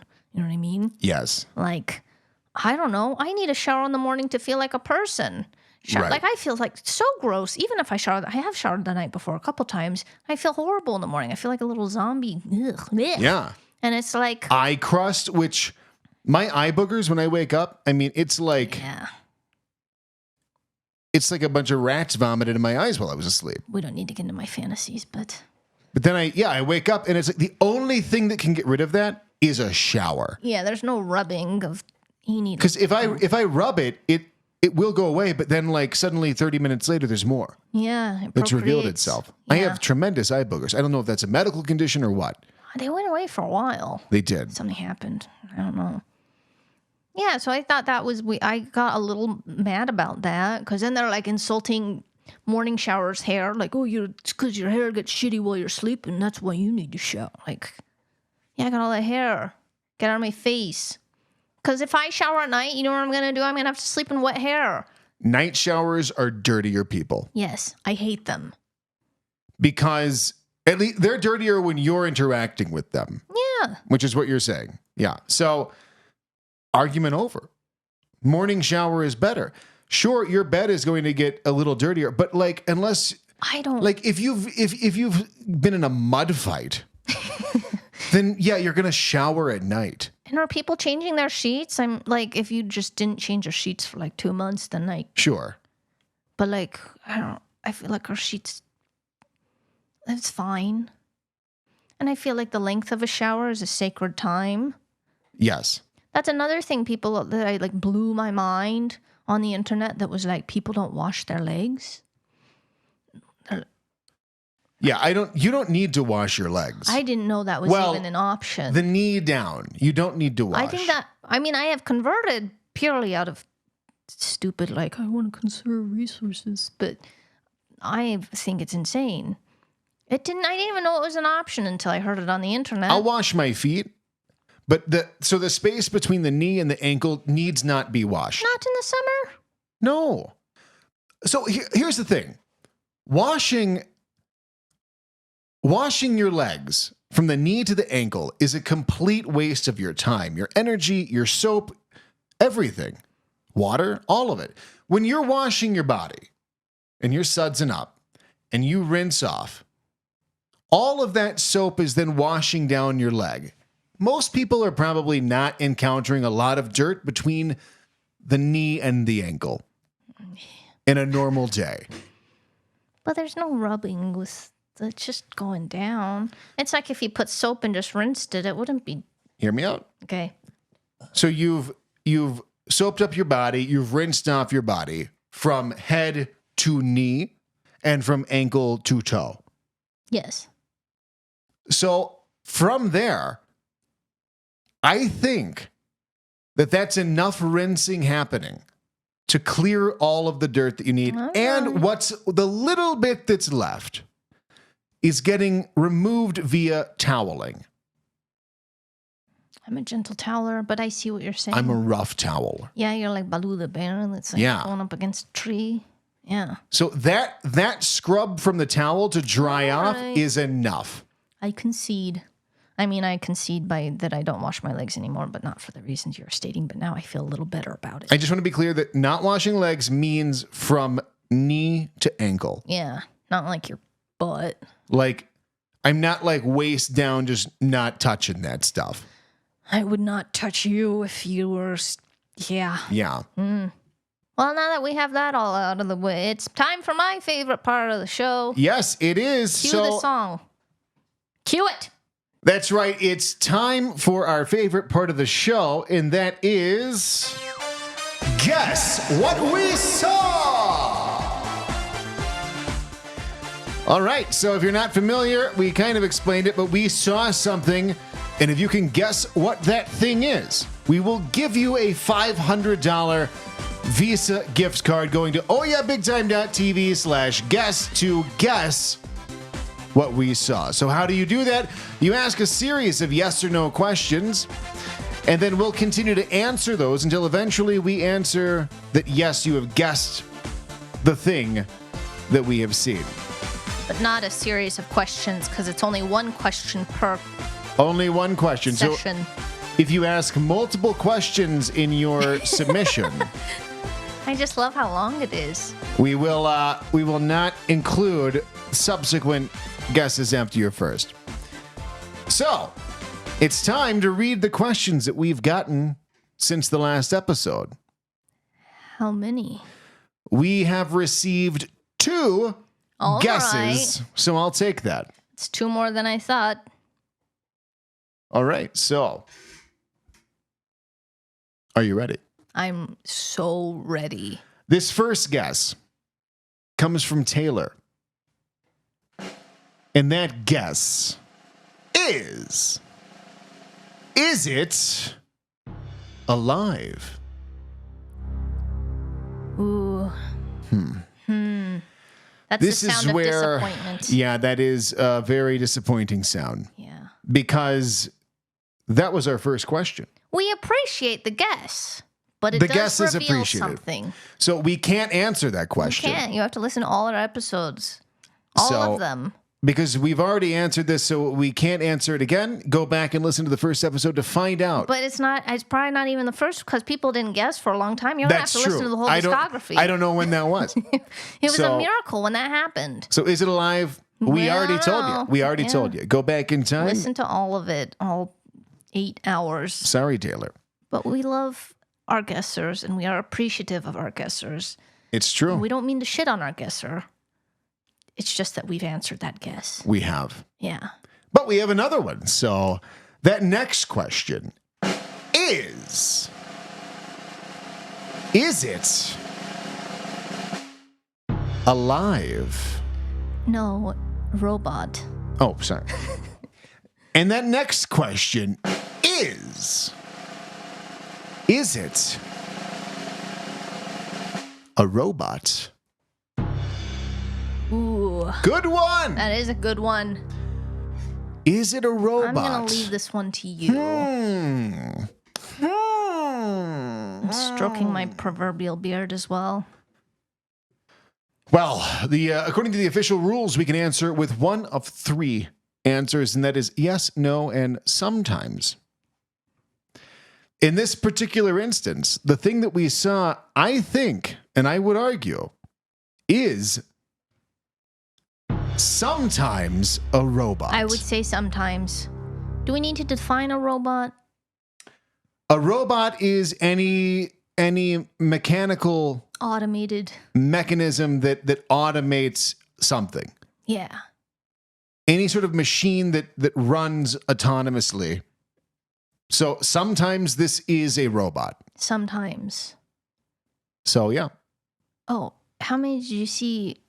We missed our last episode, so it's been 2 weeks. I think last time I God. saw 4. But then in this last week, I have seen I think I've seen a total of 12.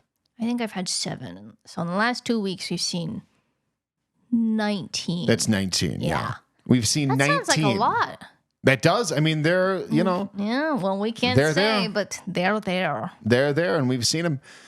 So yeah, so it is sometimes a robot. Did you say David asked that? Oh, David, thank you for your guess. Thank you, David and Taylor, for your guesses. Yeah. That was Guess What We Saw, and we hope that you will get it. Is that the Ron DeSantis music? Yeah, that is. I'm waiting for you to sing. Tell me what. But yeah, that was Guess What We Saw. Thanks, guessers. Thank you so much for guessing. We love you. Also, something we don't do enough, if you're watching this on YouTube, be sure to like and subscribe and hit that thumbs up and the notification bell. So I don't even know what that stuff means. I've just heard it. Yeah. But subscribe. yeah, like and subscribe and help us grow 'Cause why our not? YouTube. Just do it. And also a big shout out and a thank you that I would like to give. There is a let's see, I just want to make sure I'm saying this right. Ugh. There is a friend of ours on TikTok Oh, who found us on TikTok, our new friend. and his name is Aarondoesaudio. I am 97% sure that is the exact username. It's going to be very embarrassing if it's not. I just want to make sure I'm not like missing an underscore or something.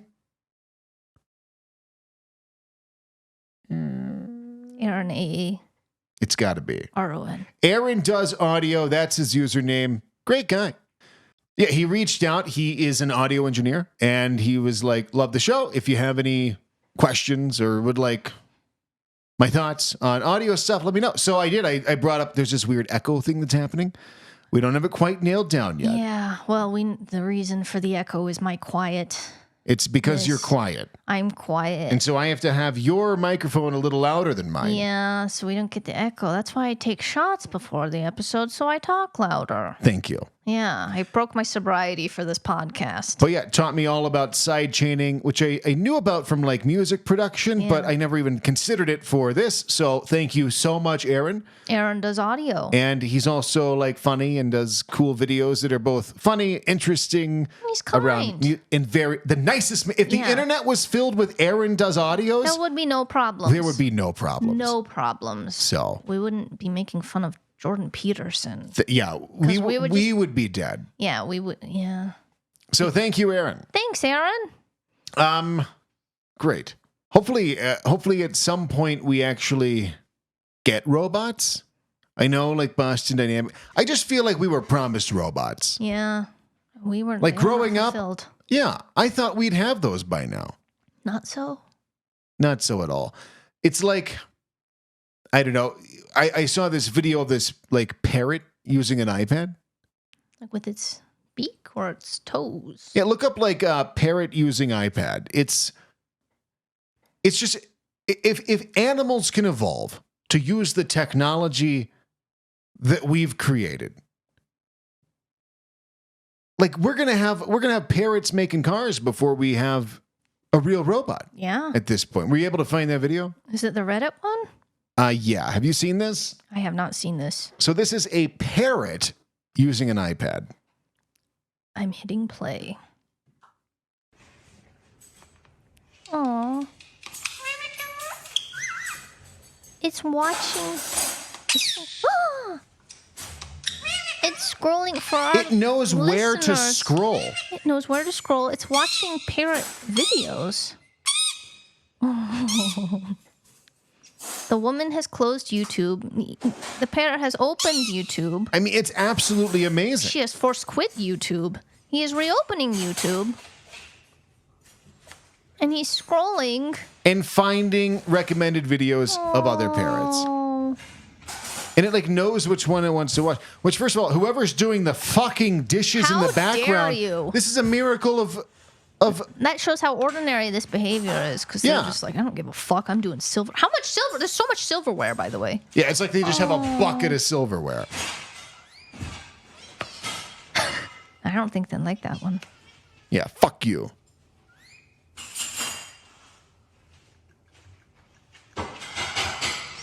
What is it like for that parrot to watch YouTube? This is a bird literally using an iPad. It's so cool. Why does that make me emotional? Because it's amazing. It's amazing. Because it's a bridge between the animal kingdom and human technology. Apple technology. In a way that I haven't seen that before. No. There's always like, oh, a monkey can tap on a shape. Yeah, it's like, well, they're us, so. Right. Yeah. This is a parrot using... Is that a parrot? Are they parrots? What are they? I don't know. The parrots, parakeets. It's not a parakeet. No, I don't know. It's a parrot. It's a beautiful bird, and it's using an iPad. I feel like they're not fulfilling their potential in this world. The birds? Can use iPads. Yeah. Oh, we should be giving every bird an iPad. I mean, they could really figure some stuff out. They'll evolve into being able to do some phenomenal things. Some art. And some Candy Crush. That bird could play Candy Crush for sure. For sure. Yeah. I think it's amazing, and it's absolutely amazing. Evolution is one of my favorite things. I know that's a very generic thing to say, but it's very fascinating. It's crazy to think that animals could, like, we could change the course of how animals evolve with an iPad. Yeah, or we could make French bulldogs and turn wolves into... Won't get into that rant, but... I think one of the things that confuses me about evolution is snapping turtles. How so? Well, like why? How did they just... So you have turtles, normal, regular turtles. The ones that like hump shoes. And it's like, you know, which is so cute. That turtle that you can just pick up and scoop out with your hands and make it into soup, and it can't do anything to hurt you. Hey. I'm just saying they're harmless. They have no mechanism other than scooping into their shell. Like, you have that turtle. Turtle soup. But then you also have that turtle just becomes a snapping turtle that can bite your fingers clean off. I don't know if I've seen it. May I look up a snapping turtle's biting? Sure. Can it bite a finger? Oh, yeah. I mean, I've seen videos of people's fingers completely removed by snapping turtles. Bite force test. Whoa, corn. What?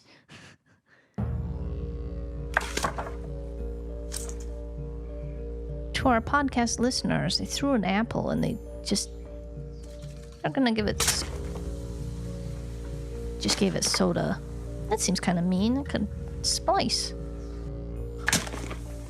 Well, now they're just throwing soda at the turtle. I don't want to watch them throwing soda at the turtle. I feel like people are being mean to the snapping turtles. I just want to see them bite. He gets bit in the face when he picks up the snapping turtle. Which one should we watch? Let's do that. That's fine. This one? Yeah. Is he trying to save him or is he being mean? I'm going to say he's bad. Grab him by the tail. I hope he bites your face off.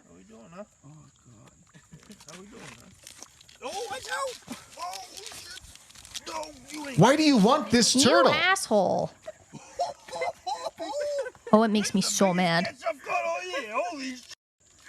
I hope he falls in and dies. Yeah, buddy. Hey, how you doing, eh? Oh, yeah. Oh, we got one. Hey, hold it. We got a big one. Who's a good boy? Bite his face. Oh, ow. Oh, I was hoping there would be. I wanted gore. blood. I wanted to see his skin taken off. For anyone watching this, never pick up a turtle by its tail. It's connected to its spine and can dislocate bones and cause immense pain. What an asshole! Well, I'm sure he didn't know that, but also he They probably don't care. he wouldn't have cared. So, Oh boy. God, Well, but that turtle should have taken his face clean off. I'm feeling sad. Now I'm seeing sad stuff on closing this. Okay, but yeah, good point. How do they go from to like nothing else is like that. Like, you don't have like harmless tigers and biting tigers. Yeah. You don't have like pet bears and claw your face off bears. Yeah, you can have ones that are like domesticated. But even that's then, not a different species. Right, the potential is there for them, and things have gone haywire. Yeah. But yeah, just turtles evolved into... We'll do some research on that. Because what happened? I'd love to. What happened? Why? What happened? How did that happen? Magazine. What happened? I think humans we've done a pretty good job for ourselves. We've done too good. I mean, like pretty much every other animal. Almost all of the other animals are constantly wondering about being eaten, being attacked. Yeah. And we don't even have to think about that. Yeah, on top of the food chain. Instead, we're picking up turtles by their tails. And making stupid voices. But we don't have to worry about being eaten, and I think that's... I'm fine with that. Because being eaten would be a terrible, excruciating way to go. Yeah. We're talking about, like, with every bite, you know another one's coming. Would you rather be eaten or drown? Drown. Really? Yes. I guess it depends on what's eating you. Because drowning would be terrible.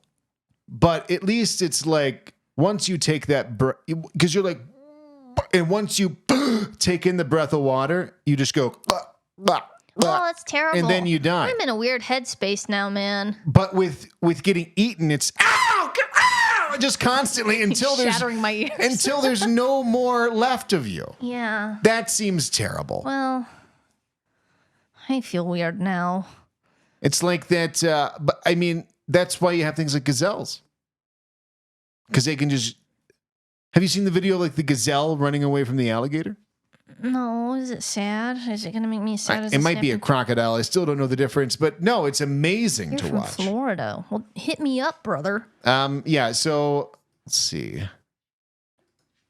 Video crocodile gazelle. Try this one here. Does this look like it? Yes, this is it here. I'll make it bigger. So this is a crocodile chasing a gazelle through water. It's amazing to watch. Is it sad? No, it's absolutely miraculous. All right, then we'll watch it. Because you wouldn't lie about that. I would not lie to you. It is gliding. How deep is this water? It's like, I don't know how deep this water is. I didn't even know that these things could swim. Their hooves are so tiny. God, though. But there's a crocodile who has been built for water. Who is made to move through water quickly. So fast. There it is. This is so scary. I hate this. But you say it ends well. So it's like, where did the crocodile go? It's underwater. There it is. It's getting closer. And this poor gazelle is just swimming as fast as it can. I can't even fathom how they swim. Yeah, I don't know what that mechanism looks like with that kind of water being so deep. It's crazy. I mean, it's sprinting. But now the crocodile's like right up on it. It's about to get him. Oh, no. And then the gazelle's like no. Kicks it in the face? Yeah. Absolutely. Oh. And gets the fuck away. That's it. Can you imagine having to constantly do that all day, every day? As soon as you wake up, it's like, the whole time? Yeah. Terrible life. I hate all of it. So, that's being an animal. Again, we did pretty good for ourselves. Pretty good. But the one thing we haven't figured, despite being on top of the food chain, is immortality. You have those weird billionaires that are obsessed with it, but they can't crack the code. Like Brian Johnson. Yeah, is that the weird? Is he from Utah? He's from Utah, yeah. And he's got like gray, wet skin. Yeah. He's like just slowly turning into a tadpole. He's reverting into tadpole. Yeah. No matter how high, and I don't know why they want to live forever, but that's a discussion for another day. We're all going to turn into Bill O'Reilly. But you have like immortal jellyfish that can live forever. Yeah. And lobsters, I thought were immortal, but they're not. But they can live like super long. What's super long for a lobster? 100+ years. That's pretty long. The oldest lobster's name was George. I learned this because I was like, how old do they get? Who named this lobster? Some Did it tell kid. them? Did it tell us this? A child. I'm George. No, George. Born in guess what year? 1880. 1869. Oh my God. I don't know. I thought what I was saying was outrageous. Yeah, no. We don't even know what that, Civil War is somewhere around there. This lobster was born in 1869. How do we know that? Did it show us its birth certificate? How do we know this? I can't remember. I did read something about how they estimate. It is an estimation. Rings around the tail. Yeah, rings around the tail. But then he lives his whole life until he's like 140, and then they capture him in New York. Now take him to a seafood restaurant. So it's like he's lived his whole life, then he goes to the seafood restaurant in Newfoundland. He was sold to the City Crab and Seafood Restaurant for $100. And he arrived there, and then they're like, we never intended for him to be sold. We just wanted attention, and he got attention to the restaurant. So he's like our mascot. So they're just keeping this ancient lobster in a case, whatever it was, a tank. Yeah. And then he lived in there for 10 days, but then, which I have no love for PETA, but PETA got him out. And then there's all this drama because they're like, we were always going to let him go, but they weren't because they wouldn't let him go. And then whatever. That's the story of George.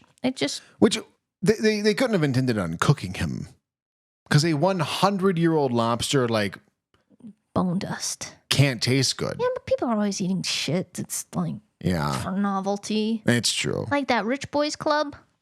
What? This Explorers Club that I was telling you about in the Elon biography, where they like eat maggot strawberries. Oh, yeah. They would probably eat an old lobster, just be like, I ate this lobster. That's true. Anyway, I had lobsters on my mind because, as you know, I'm in MidJourney a lot. MidJourney I've started using it more. It's so fun. It's very addicting. But I'm in there, and I keep seeing a lobster woman over... The lobster? Oh, somebody's like making a lobster woman? Yeah, over the span of multiple days. Because I was like, am I going crazy? Like, I feel like I keep seeing lobster women, right? So I did some, well, it's not detective work, it's just searching for a long time. But I did some detective work. I think it's important to make that distinction. Someone's like, I did research. It's like, so you searched for a long time. Yeah, I scrolled a lot and went through a lot of pages and took a lot of screenshots. But I just wanted to show you this lobster woman because it gives you insight into the landscape of the world we live in. Okay. Please hold. So this is one of the first ones I saw. It's like, view of this beautiful lobster woman, blah, blah, blah. The links at the top are like reference images. So this person is trying to combine these 3 images. Spirit Halloween baseball girl. Oh, that's not from MidJourney. That's No, this is the reference Oh image. my God. Okay. So that's one. Another Spirit Halloween baseball girl. And then a lobster. Right? So it's like, make me a beautiful woman composite of these. Make her a lobster woman using these as inspiration, right? I'm just going to scroll through because I went through and saved every. You did research. I did research. Okay. And it hurt my fingers because it was a lot of research. Oh, you have a whole folder here. Yeah, it's called a lobster woman. Okay. I'm just going to scroll through it so you can get an idea of what finding the perfect lobster woman looks like. Okay. So this is, I'm just going to go. I mean, it looks, I wouldn't say cool, but it's a lot of detail. I feel like Carmen San Diego Lobster Woman would have been a great prompt for them to use. I'm going to try that.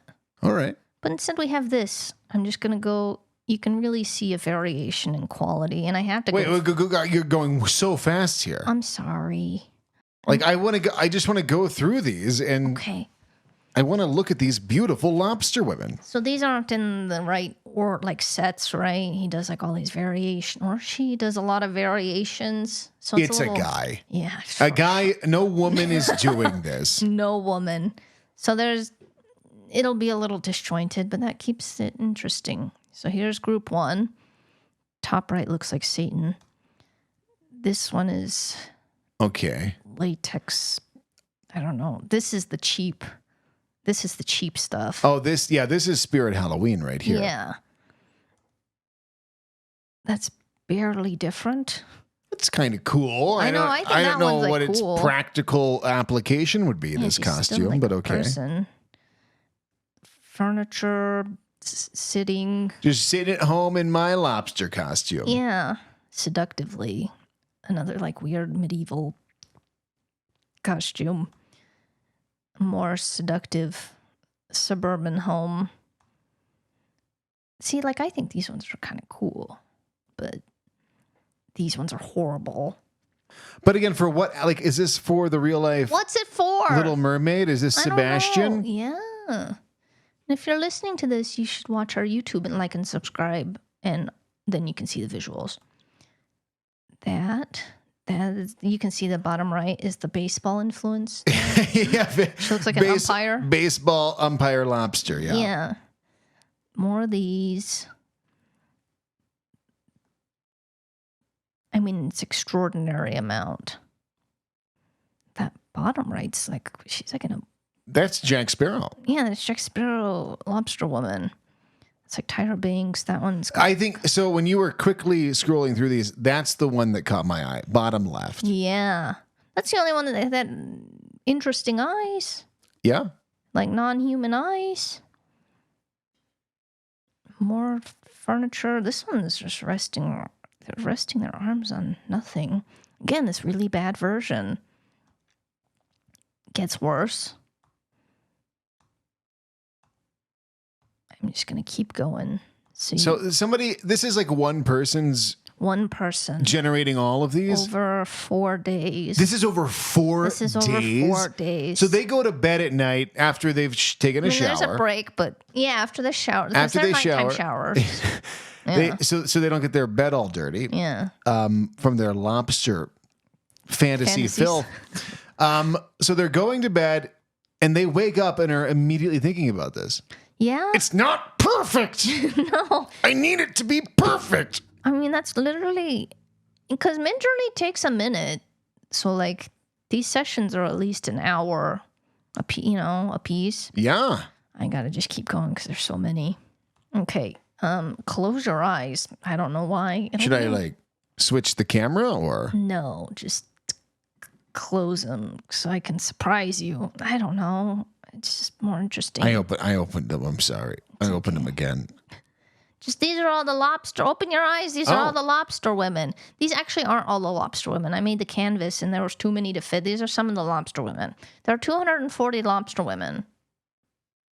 How many lobster women does this image represent? Well, you could count the rows, but quite a few. Do you want to see what they ended up with as their final lobster? Their final beautiful, sexy lobster woman? She actually had some cool ones in there. If that's what you're into, yeah. Yeah. The final one. Well, this either is what they wanted to have or they just gave up. Like, fuck, this is never going to work. I'm never going to get the lobster woman of my dreams. It's this. This is what they... I have to imagine this is when they quit rather than like, I found her. You know what I mean?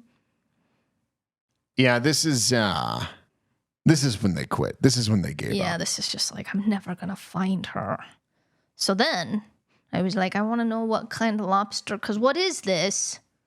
So I'm going to do a little quick showcase of other lobster MidJourney images.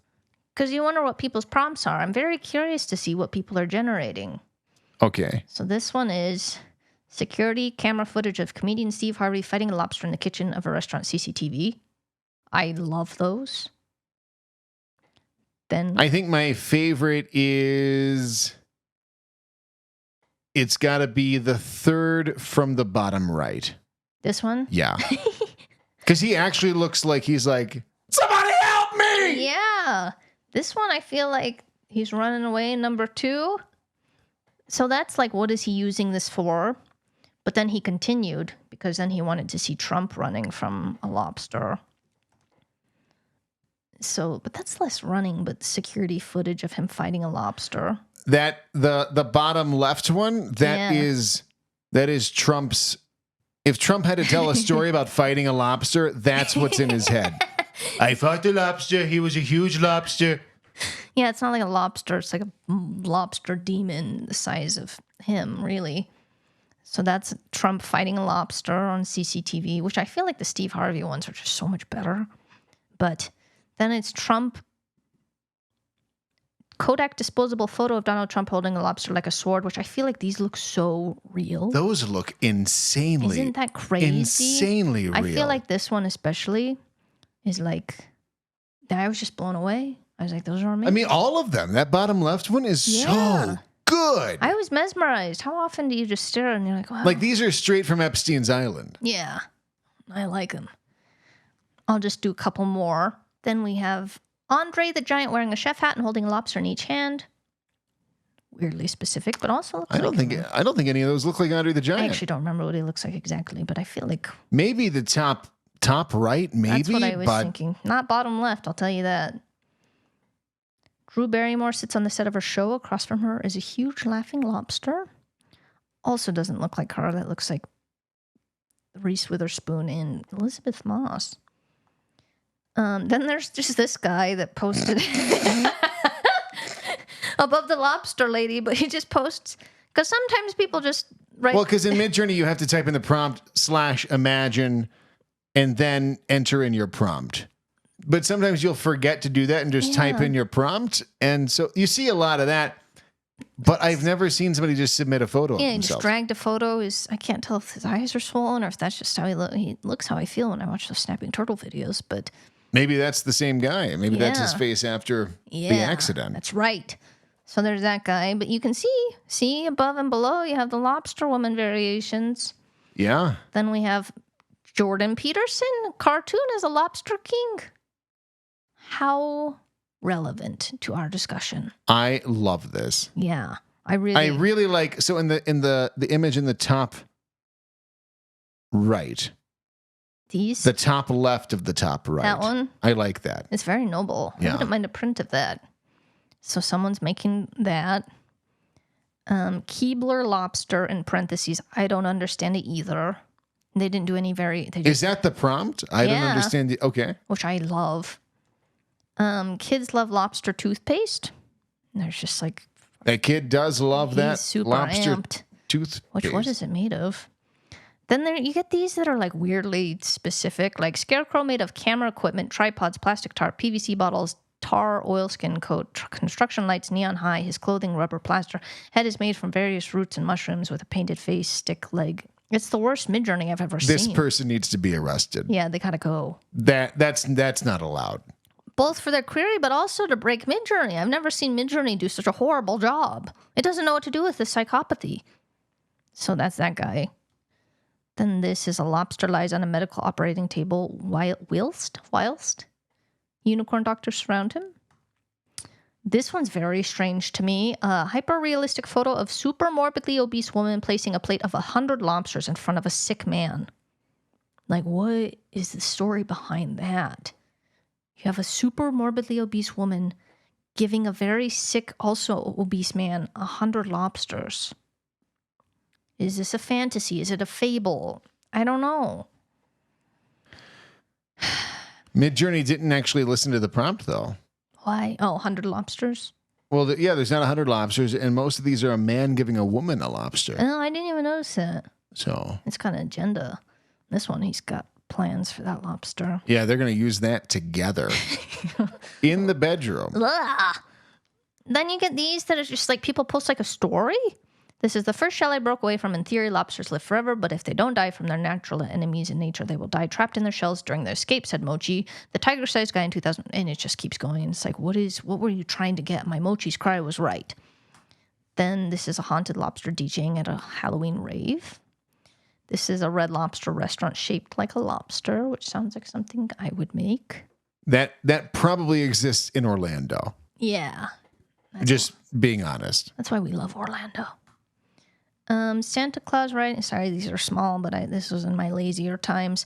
Santa Claus riding a carriage that is carried by flying lobsters, but then he didn't like that, so he had a muscular mechanic Santa turning his super fast carriage. Oh, and if you're still listening to the audio podcast at this point, bless your heart. Bless your heart. I'm bless sorry, your but heart. I hope that the queries themselves are interesting.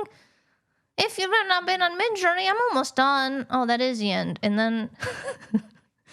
It's almost the end. I just wanted to show you these because I thought they were cool. And then we're done. And then we'll be done. We'll be done with the lobsters. I just liked this art style. That is cool. I thought that was cool. Then this is, so you're marrying a lobster. I don't know what that means. Punk lobster. And then an upset lobster bride wedding. She does look upset. Okay. She does. And then I would wear those chanclas? I don't know, but they're sandals of sorts. And that is my MidJourney lobster time. Thank you for listening to these queries. Just remember, whatever you're doing today, at the same time, someone is generating lobsters on MidJourney. A lobster woman. A sexy lobster woman. They actually did stop. I made sure, and they've given up, so. Okay. I kind of felt bad. They never got what they wanted. Sometimes that's how life goes. Yeah. And sometimes you go to hell. Okay, well, thank you for tuning in. Rate us on the podcast place, please. Yeah, if you're listening on the podcast, or if you're not, just go to Apple Podcasts. Yeah. Maybe go to Spotify. Yeah. But go to Apple Podcasts, give us a 5-star positive review, write us a nice little note. Do not review it if it's not going to be 5 stars. Right. Get out. And yeah, that is our podcast. Thank you. So thanks.